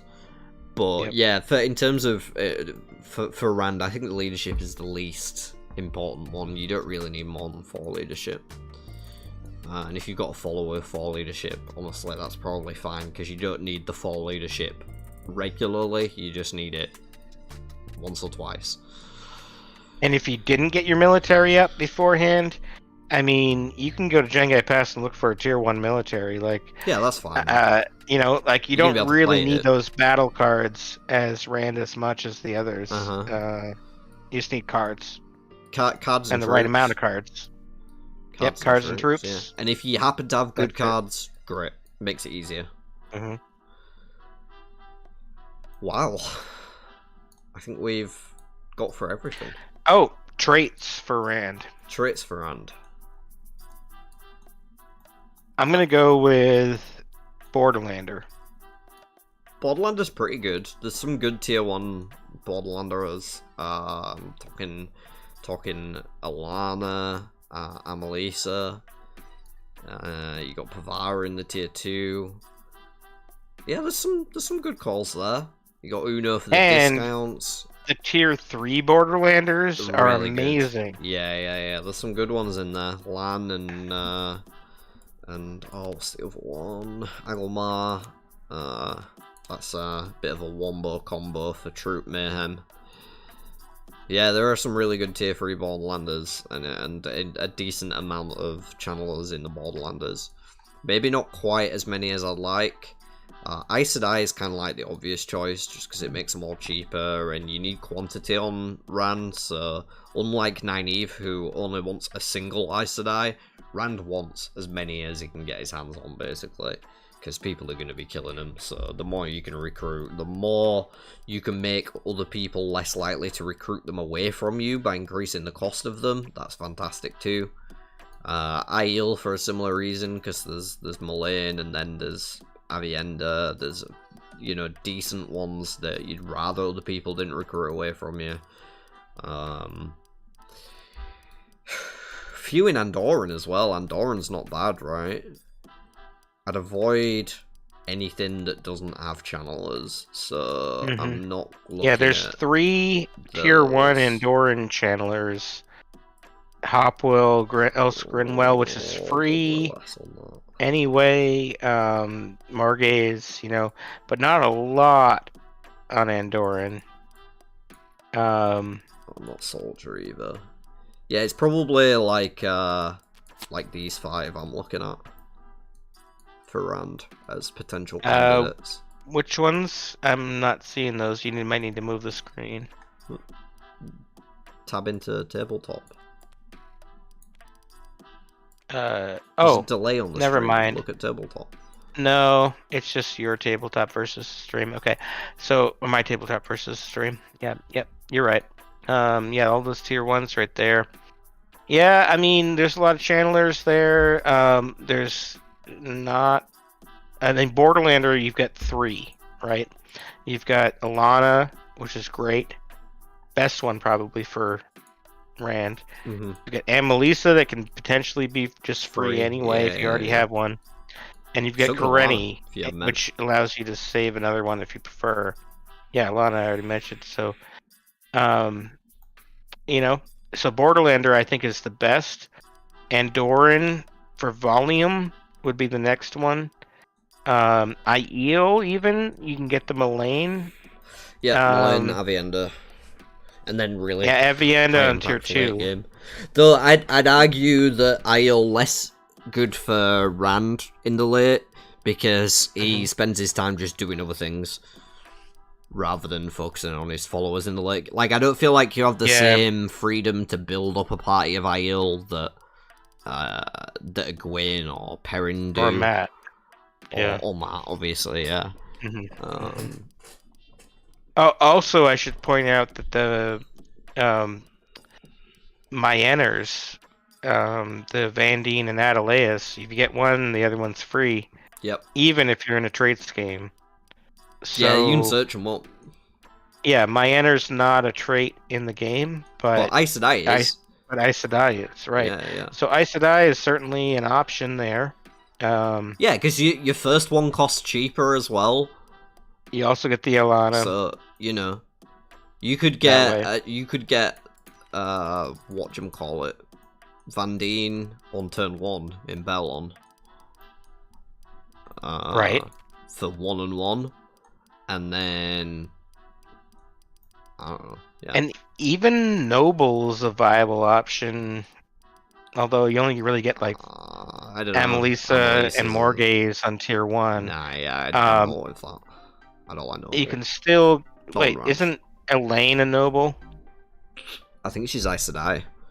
She might be a Noble, but I think she's Aes Sedai. But she's tier 3. Like, that doesn't count. Yeah. You're already at tier 3. Well, you got to think about tier 2 and 3 when you're picking traits too. No, but it's less important for channels. She is only Andoran, not Noble. Yeah, she's Andoran Aes Sedai. Noble is the type. Wow. It's nation type. She's Aes Sedai over Noble. Interesting. Well, I think that's it. Yep. We're not doing Tower Initiate, are we? No. If you want to know more about Tower Initiate, the White Tower expansion's available. There's a rulebook, or you can come and ask me about it anytime. I'm always happy to teach people how to use it. But we're not going to cover it on the stream today. 5 characters, 3 hours. We've done our distance, haven't we? Is there any other closing comments or strategies that you would like to discuss about anything before we close out the stream tonight, Robin? Well, let's see what they have in chat here. Kev's been saying a couple things. Oh yeah, he was saying the Jangai bounce is too slow, one action every 2 turns, then a turn to use it to get level, like, but you don't need to care about your levels that much on Rand. You need to care about your channeling levels, your military a little, but like, it's not that important. Your levels aren't that important on Rand, because your actions are less important than just getting the channeling levels specifically, and troops and cards in hand. Cards that you can play. Either with yourself or with your followers. So I tend to recruit a lot of like followers, even if they have my same attributes, because like they'll be a higher level than me, and it's just easier to get a card out of your hand if you really need to. Yeah, I don't think there's anything else in chat though. Yeah, I mean, I think just cycling back to the first character, Egwene. One thing I just kind of like as sort of a icing on the cake or a chef's kiss is to be able to get to Tarvalon at level 8 channeling, or even level 9, and then play the Bowl of the Winds into picking up Eteralda and Meridon to get to tier 3, and then be able to just pick up a tier 3 action card, and you can crush when you go back to Tarvalon. You had to end it with a Rodel, didn't you? I did. Eteralda's going to be on the back of my t-shirt that you're mailing me soon, so that's true. I had to give a shout out. I already mentioned Ingtar earlier in the stream, so scared you're gonna get kicked for that. Plugs in. Well, there's no time to kick you, because it's the end of the stream anyway. Everyone that's joined us tonight, thank you for being here. Thank you, Robin and Bob, for being here earlier. It's been a pleasure. If you've enjoyed the stream, make sure to spank that like button for RJ, and spank that sub button for the sub, because subs like being spanked. Leave a comment down below if you're watching this back at a later date, and if you have any further questions, feel free to put them in the comments. If you missed the live, I will answer them. I will come and let you know anything that you want to know. Yeah, cheers for being with us. Until next league, which is probably going to be the first weekend of February. Tai'Shar, goodbye.